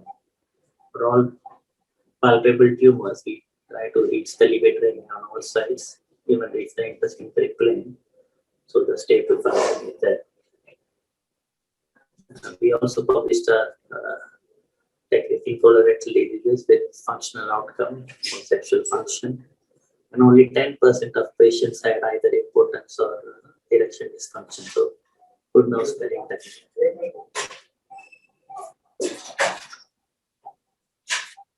The rectum is transected and it's cut, and an anastomosis is performed. So this patient went home after day 3. That was okay. Thank you very much. Thank you very much, Dr. Sakirin. It's really a nice presentation. And I'm sure that you did great during this pandemic. This is my first time to be introduced to you. So thank you very much. It is really great. I have a question about how does this HEPA filter works in the same time. Is it attached to suction so that all aspirated material will go away, or how does it work? It's connected to a suction tubing. Normally we use the air seal system, but this HEPA filter is there. So when you want to evacuate the smoke, it's like a same thing that you use for anesthetic tubing, and this is connected to a suction tubing as well. So all the effluent goes out there. So it's mainly for evacuation of smoke. It goes through the filter and then into a suction tube. And what about the deflation and the OR operating room system? Does it have a negative? Right. Well, at the time of end of the procedure for an air seal, we just stop the air seal, so all the gas goes back in there. If you're not using the air seal system, we will shut off the inflow and the outflow will go out to the evacuation port through the HEPA filter into the suction tube. But I think there was a lot of fear amongst this for viral particles in smoke, and we've done quite a few of these now. So I think it was just a bit of panic. So I'm not very sure whether it's really there, the fear. If am I right, I think the number of cases that you have done in 2020, 2019, 2018 is the same. That this pandemic doesn't affect much your work. Is that right? That's right. No, I think that is good. Nice. Good support from the department. Yeah. And because we are only a tertiary cancer center, so just like in Riyadh as well, where you have only cancer centers itself. So I think a priority is there only for cancer patients. So we managed well thanks to staff and government. And the chemotherapy or parameters, radiotherapy doesn't change much with this quarantine. I mean, with this pandemic. No, I think radiotherapy, we gave a lot of patient short course radiotherapy because patients were not willing to stay in the hospital for a long time. For chemotherapy, a lot of them people went home, close to their home to have chemotherapy. Number of patients receiving chemotherapy were less because the medical oncologists were looking after COVID wards and also. But surgery was the more important factor, so we kept on doing that. And the rest was just adjuvant, I suppose. So. Well, I'm really glad that you contribute to this lecture. I have to go back to you after this symposium. Your results are amazing. So I'll call you back again after maybe tonight or after the symposium. We have to chat with you. I have to chat with you. Sure, Professor. Thank you very much. Bye-bye. Thank you. Thank you. Take care.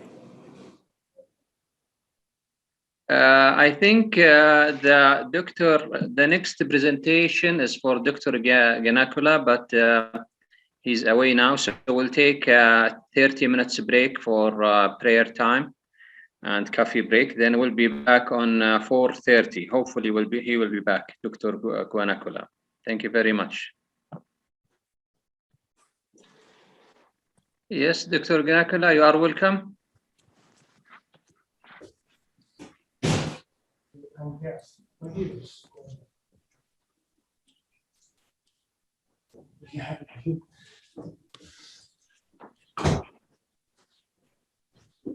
Ciao, Mohammad.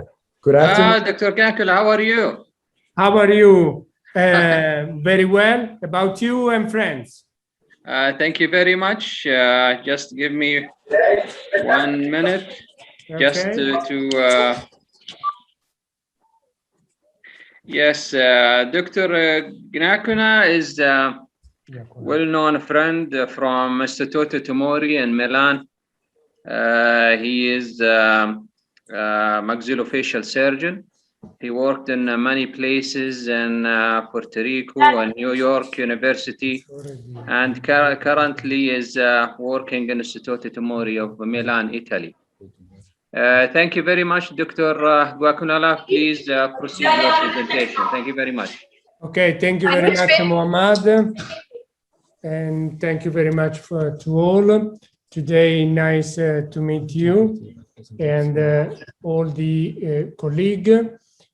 Obviously, today's presentation is about our experience that we had in the University of Milan about the first wave of pandemic time in our university hospital.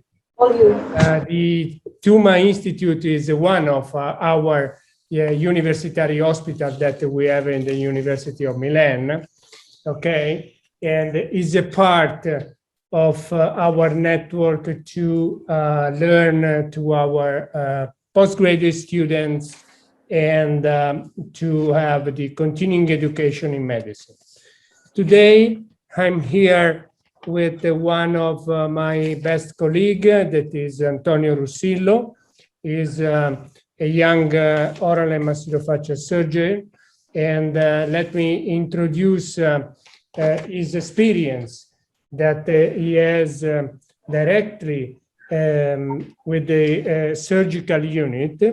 And today it's a pleasure for me that he made this speech that is completely based on the paper that we wrote together with all the friends all around the world, okay, about the protocol that we have applied during the first wave. And I'm also proud, really proud to show you the results that we had in our patient compared to our department, where at the beginning we have not applied the same protocol. Okay, please, Antonio. Okay, share the screen. One moment that we are sharing the screen of our presentation. No, uno di questi. Keynote. Keynote. No, condividi. 1 second, Mohammad.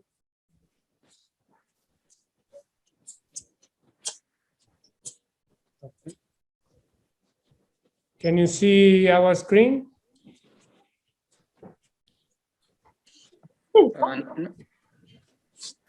Not yet. Okay, we're just working on Uploading. Yeah, 1 second, because the system is asking us many passwords.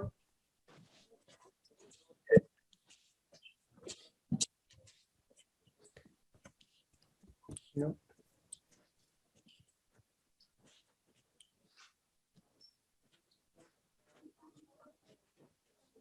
First patient? First patient for you? Fine, alhamdulillah. We are working on, wait a minute.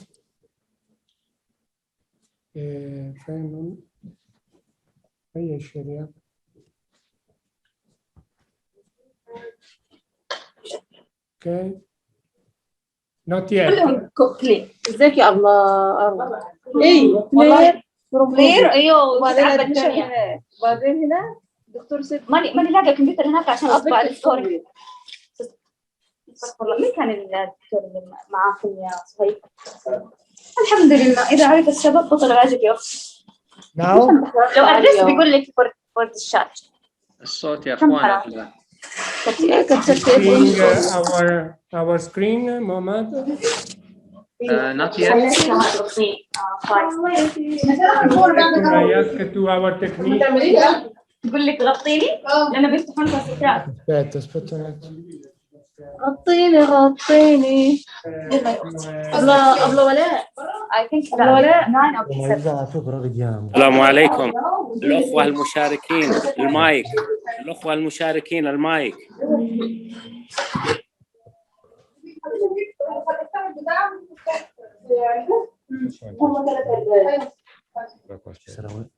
No?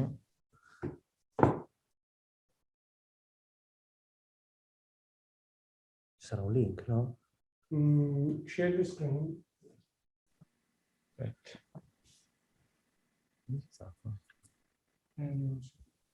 You can send it to me by email and I can upload it to you if it's fine with you. Okay, perfect. È gigante la presentazione.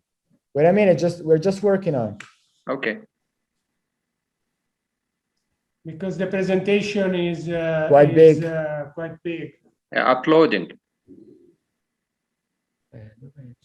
But we can upload in Zoom. Prova a fare l'upload in Zoom. Perché vedi che non va qua. Ma sì, sì. Ma noi siamo qua, aspetta.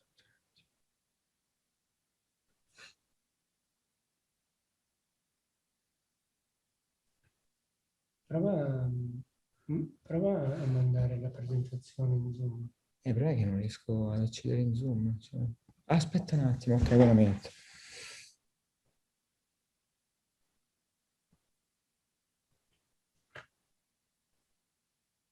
Ok. Buono.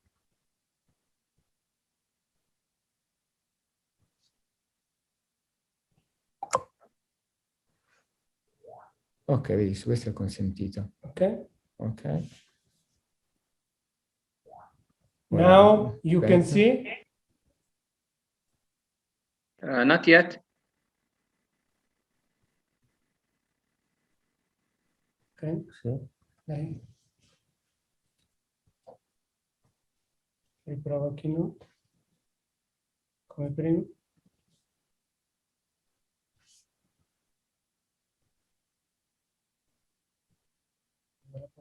Ok.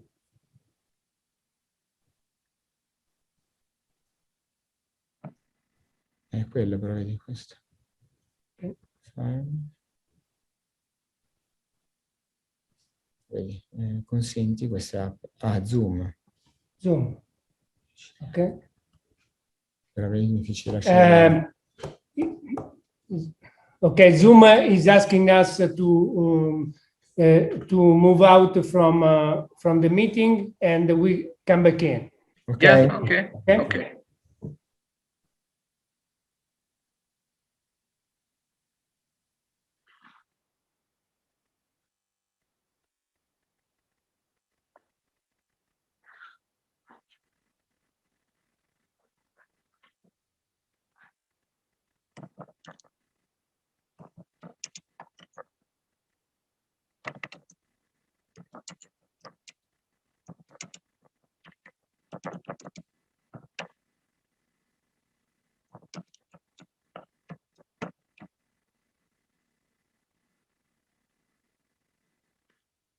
Yes, it is coming now.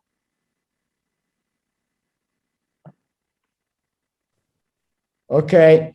Go ahead. Thank you very much. Oh, you're welcome. Thank you. Thank you. Okay. So, thank you very much. My name is Antonio Rosillo. I'm a medical doctor here in the Department of Biomedical Surgical and Dental Science. And thanks to Professor Tartaglia that gave me this opportunity. Today, I will explain our action that we act here in the University of Milano for safely deliver oral and health care to our patient. Aspetta un attimo, vorrei chiudere questa cosa. Ok. Okay. Okay. So in the first part, of course, I will explain things that everybody knows. Okay, but I just want to remind this to us. The SARS-CoV-2 was officially declared pandemic in the 11th of March of the last year, and COVID-19 becomes from a mutation. This is that we know of all the genome level of a virus that belongs to beta coronavirus, and that we see that has got that is present in bats of Chiroptera. After as we know, the name is Rhinolophus. And they got a sequence, the S2 protein is very similar to this genomas, okay? It's got a R0, there is around 2.2. It means that one person affected of COVID-19 can affect 2.2 people. And how it works, we see that it gets inside the patient thanks to the angiotensin converting enzyme 2, that is connected to the pontifime of S2 receptor of the spike protein of this virus, that needs to be, first of all, expressed thanks to a TMPRSS2, there is a serine proteasis, or thanks to another endopeptidasis, the name is called furina. We see that the complex ACE2 TMPRSS2 is expressed in the lung cells, and the ACE2 furina is expressed in the oral epithelial cells. The aim of our study is to outline the safety guidelines for all the patient and all the workers that are involved in healthcare. So we have to, of course, focus on norms and operating procedures that can be applied to all the figures that they work around healthcare. So from dentists, doctors, and nurses. And is according to our Italian National Institute of Health, our job is the most risky job because it's a high possibility of contagion, okay? Why? Because dental health care always works with instruments that can make aerosol and drops. And I think that everybody can accord to this opinion. So prevention is very important. And of course, we need to know protocols and how to, new technique of dressing and encode the technique to dressing up. Our work started before searching the literature from March 2020 to June 2020. We focus on keywords such as COVID-19, dentistry, transmission, and we find 38 articles that were appropriate to our needs. The preliminary clinical experience was all, as Professor Tartaglia said before, was proposing and implemented at the SST Dental Clinic in Segrate, that is here in Milano, during the 15th of May to the 15th of July. It was all under the supervision of our coordinator, that was Professor Tartaglia. It was approved by the ethics committee, and all the patients were allowed us to sign a consent of health and fit to work on and to get visit an our dental care office. Statistics were the data were worked and collected through statistic trattamento grid. And all the dental healthcare workers underwent to a serological quick test in the 15th of May.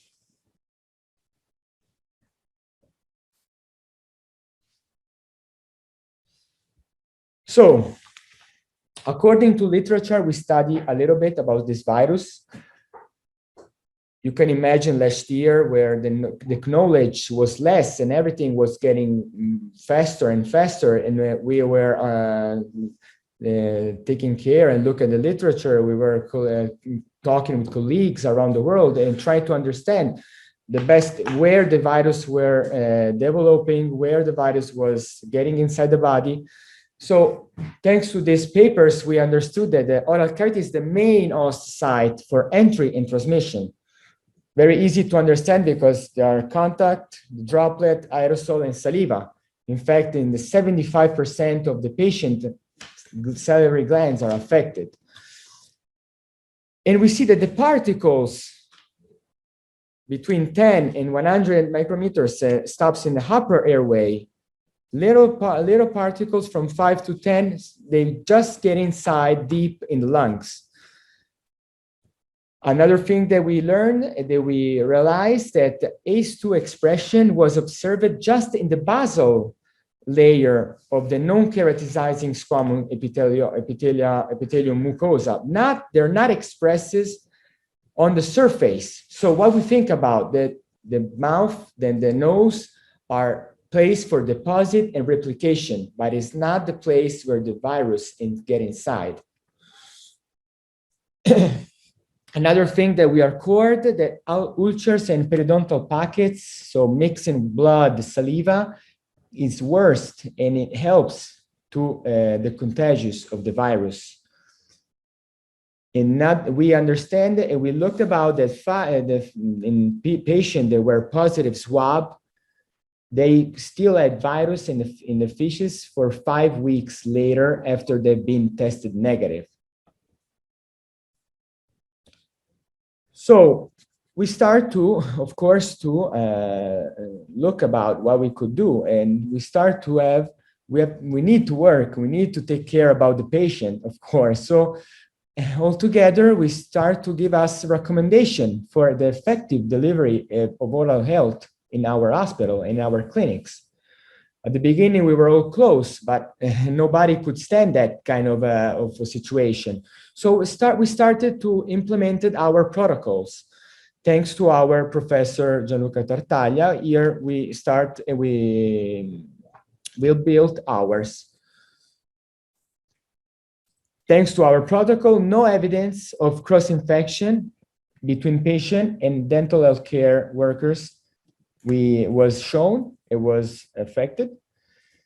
Thanks to our important consideration that we had. First of all, we have to know the mechanism of spread, the minimum viral titer, the factor that increase us to susceptibility, and what was predisposing the patient to get disease of COVID-19, because not all the patients respond in the same way.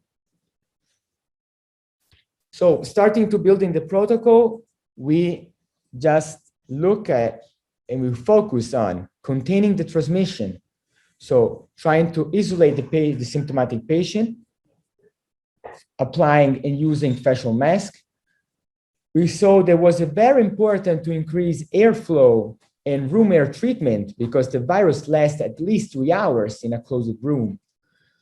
Other measures that we applied was the room rotation, disposable coverings when was not, of course, the possibility to clean. So we cover all the disposable that we were using.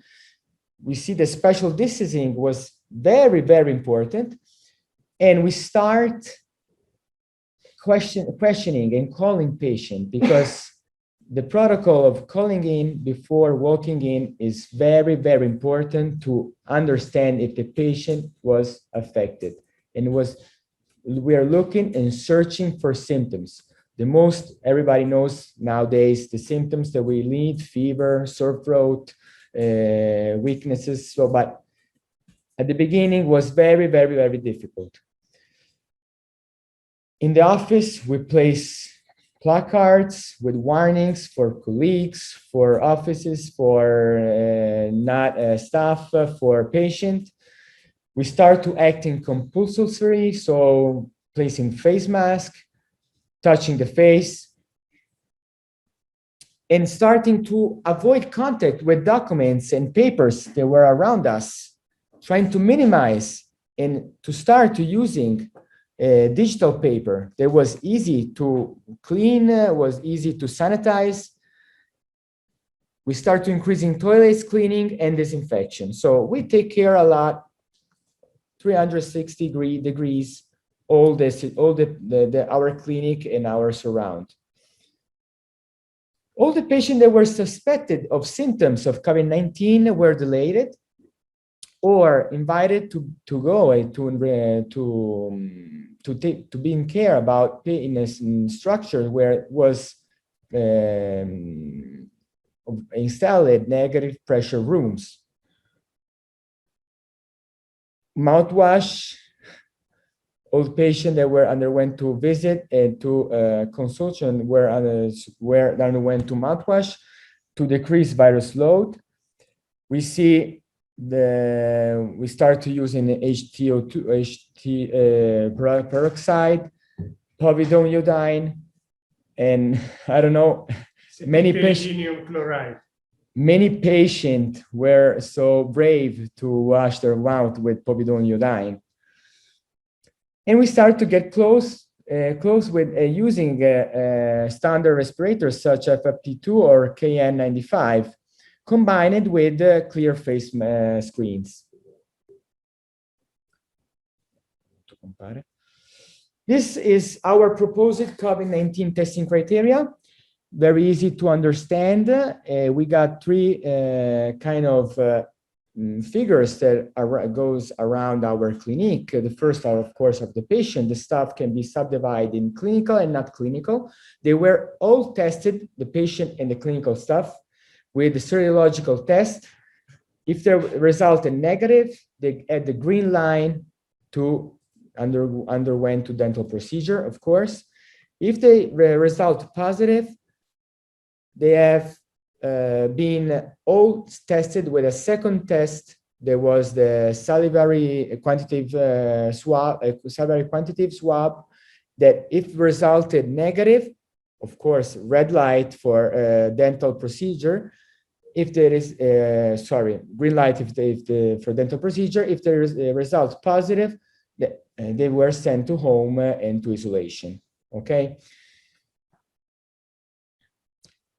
And these were our preliminary clinical results. In 2 months, the first 2 days, we started to educate our personnel, our staff of the clinic. So it took like from the 14th to the 15th of May, 2 days to start to learn, teach, and how to call the patient, how to treat the patient.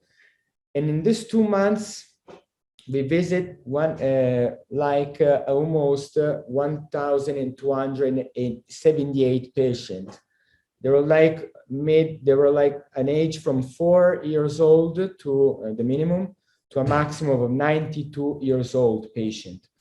And they were just in the middle between 620 like this of male and 680 of females. The most common racial were Caucasic racials, of course. And we all test them with, as I said before, with serological tests for IgM and IgG. Only 12 of them resulted positive to this test. They underwent to the swab, but nobody tested positive to the swab. So this for us was a very, very important goal.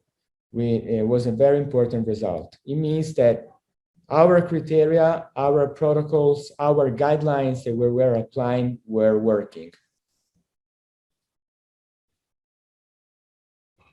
It's very easy to understand, as I said before, that for dental health care and patient is very high risk to come inside our clinic. But it's very important, our role. We understand that a lot of patients that at the first stage of the pandemic period, they were just abandoned. It was not the best way to go to keep it going. So for us, the quality of life of this patient is the most important thing. But at the same time, we have the moral obligation for dental health care workers to work in safe and to take care about their health, okay? So it was very, very important for implemented our strategies in treating patients. So according to Izzetti, we had to understand which kind of patient was coming inside our clinic. And Izzetti classified the patient in 4 categories, as is shown in my presentation. The first one are the patients that were infected, of course. The other patient were the one that were already recovered about COVID-19. But the patient that is not lying there, but the most dangerous, it was the asymptomatic patient, because it was negative to the call, for the phone call, to the questionnaire, but it was the potential risk. But the only way that we could clarify this, if it was just a cross-sectional serological survey of our entire population. And as I said before, the most of the population was Caucasian patient. Just a little experience that I want to just describe that happened in our department here in the public hospital. In the beginning, where patients were not so much investigated, where we, dental care workers, were not that much,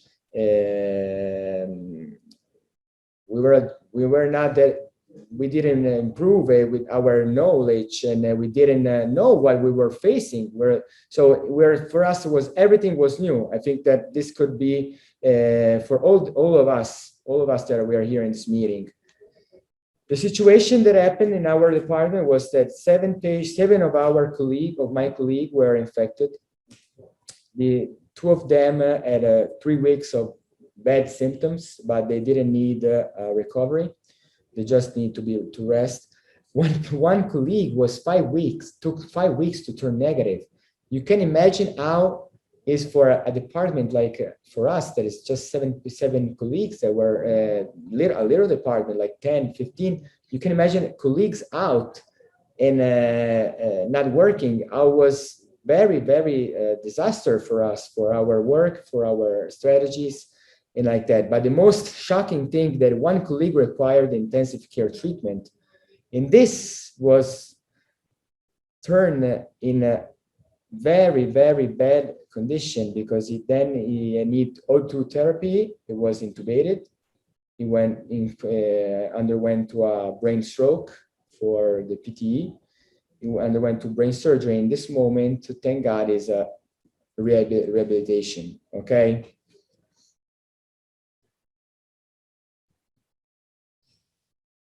So, what we define?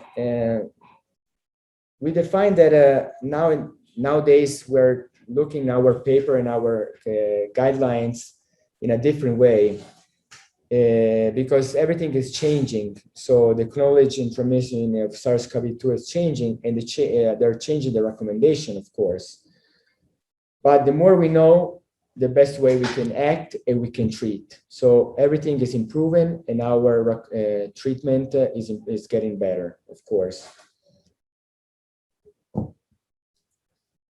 Nowadays, we have to face this is our third COVID wave.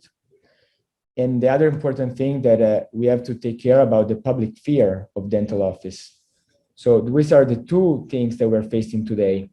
But our experience demonstrates that if you follow the appropriate guidelines and recommendation, we are safe from COVID. And our department, our clinics, they're not the most dangerous place to stay in. So, of course, they are very, very safe. This is the paper and the work that Professor Tartaglia was explaining before, where we describe our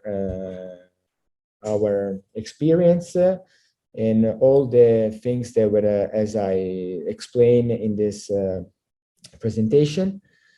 And thanks to Professor Tartaglia and to all the friends of us that help us to make this big, big job.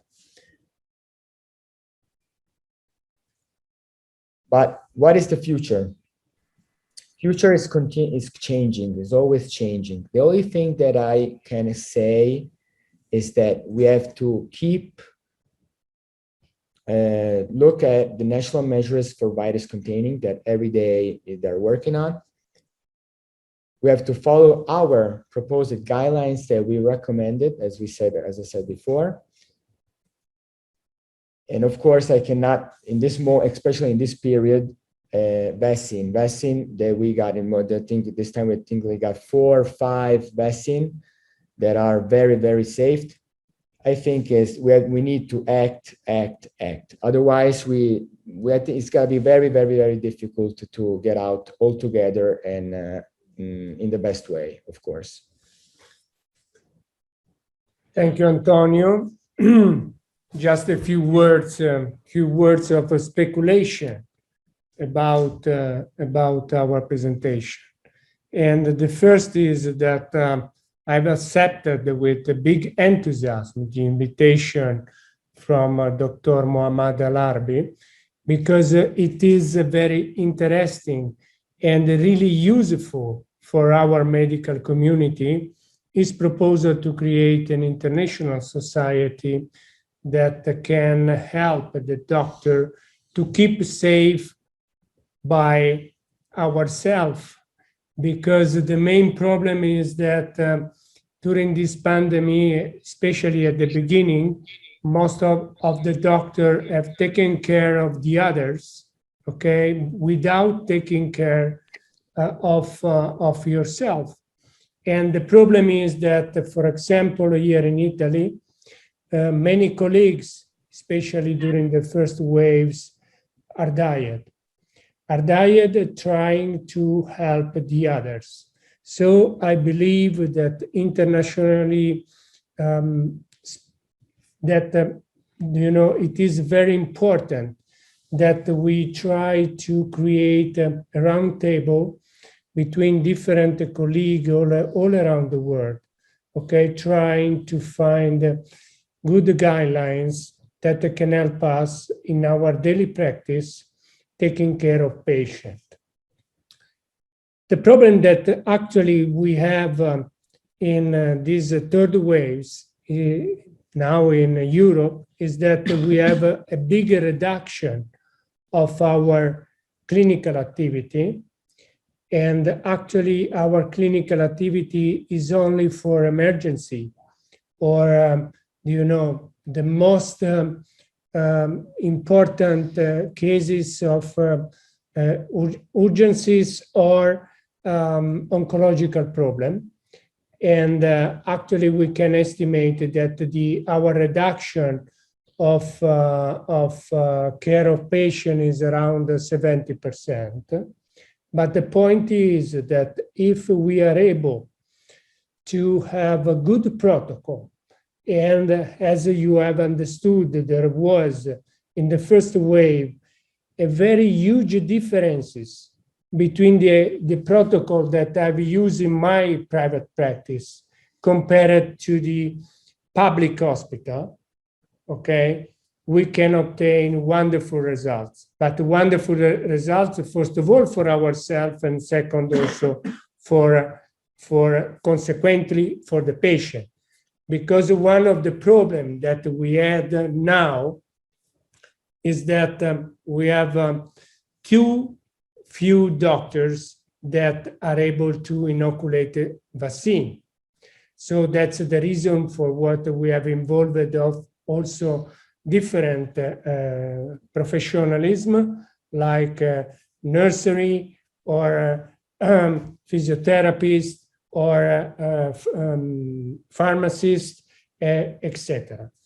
So I believe that we absolutely need to follow the Dr. Mohammad Alharbi idea, and we have to keep move fast in order to have the best guidelines for us and for the patient in the near future, because we don't have to forget that this is not the first pandemic, and also it will be not the last. This is the most important point. Perhaps in our life we can live another time like we are living now. Thank you very much. Thank you very much, Dr. Giannakoulas. Thank you very much, Dr. Antonio. I'm glad that you joined our event. I'm sorry for the confusion about the time difference between Milan and Riyadh. As you can see that there is no international society or umbrella covering the physicians to protect the physicians so that they can provide effective care globally, because there are some countries that they have strict regulations that can protect the medical staff, but there are other countries that they are willing but they don't have the ability to do so. So I guess one of the most important recommendations of this meeting or this symposium is to launch or to prepare for an international society, either in Europe or in the United States. We can sit together after this symposium to follow the regulations and where is the best location and the best way to promote this idea. The main issue that this pandemic, although it is bad, but it's good that to show our defects and our problems, that we don't have a proper umbrella. The guidelines in some countries, it comes from the same hospital, which is not updated properly. In some countries, the guidelines coming from the Ministry of Health or from the national level. And in other locations, maybe it's coming only from the department. So I guess this is the time that a society, a scientific society, should be able to cover and protect the medical staff globally and to provide them how to protect themselves, then they will be able to do proper protection to their patients. Otherwise, we cannot do it the other way around. Thank you very much again, Doctor, and we will. I wanna just add one thing to your word, Mohammad. That is that we absolutely need guidelines that come from evidence. And because it is important, the guidelines from the government, from the department, from the experience also. But we need evidence. And this is the main point that we have to focus in our new burning international society.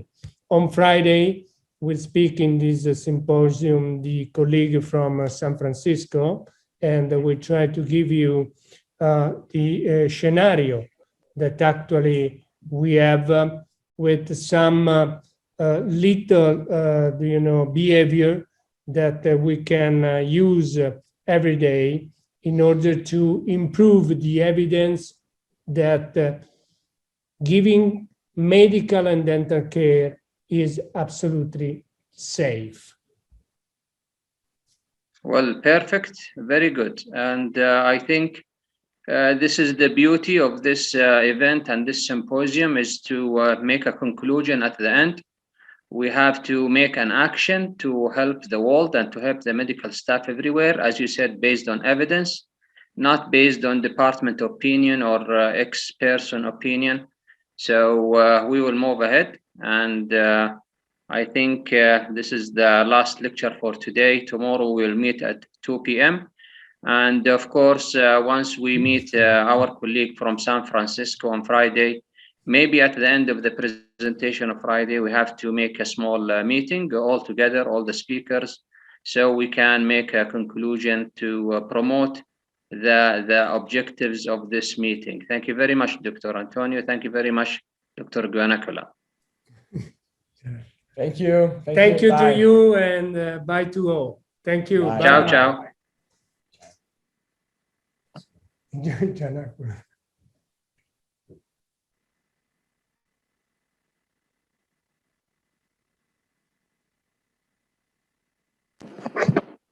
دكتور محمد المحاضر اللي دكتور بعده. إبراهيم. يا هلا. خلصنا بكرة إن شاء الله بمشيئة الله، نبدأ الساعة 2. نعم. أي توصيات طال عمرك؟ لا أبدا، الله يعطيكم الصحة والعافية، ونشكر لكم هذا الجهد والدسكشن الجيد، إن شاء الله نفع الله بها إن شاء الله. جزاك الله خير، وإلى لقاء بكرة الساعة 2 بمشيئة الله. بإذن الله. شكرا للإخوان الحاضرين، شكرا جزيلا.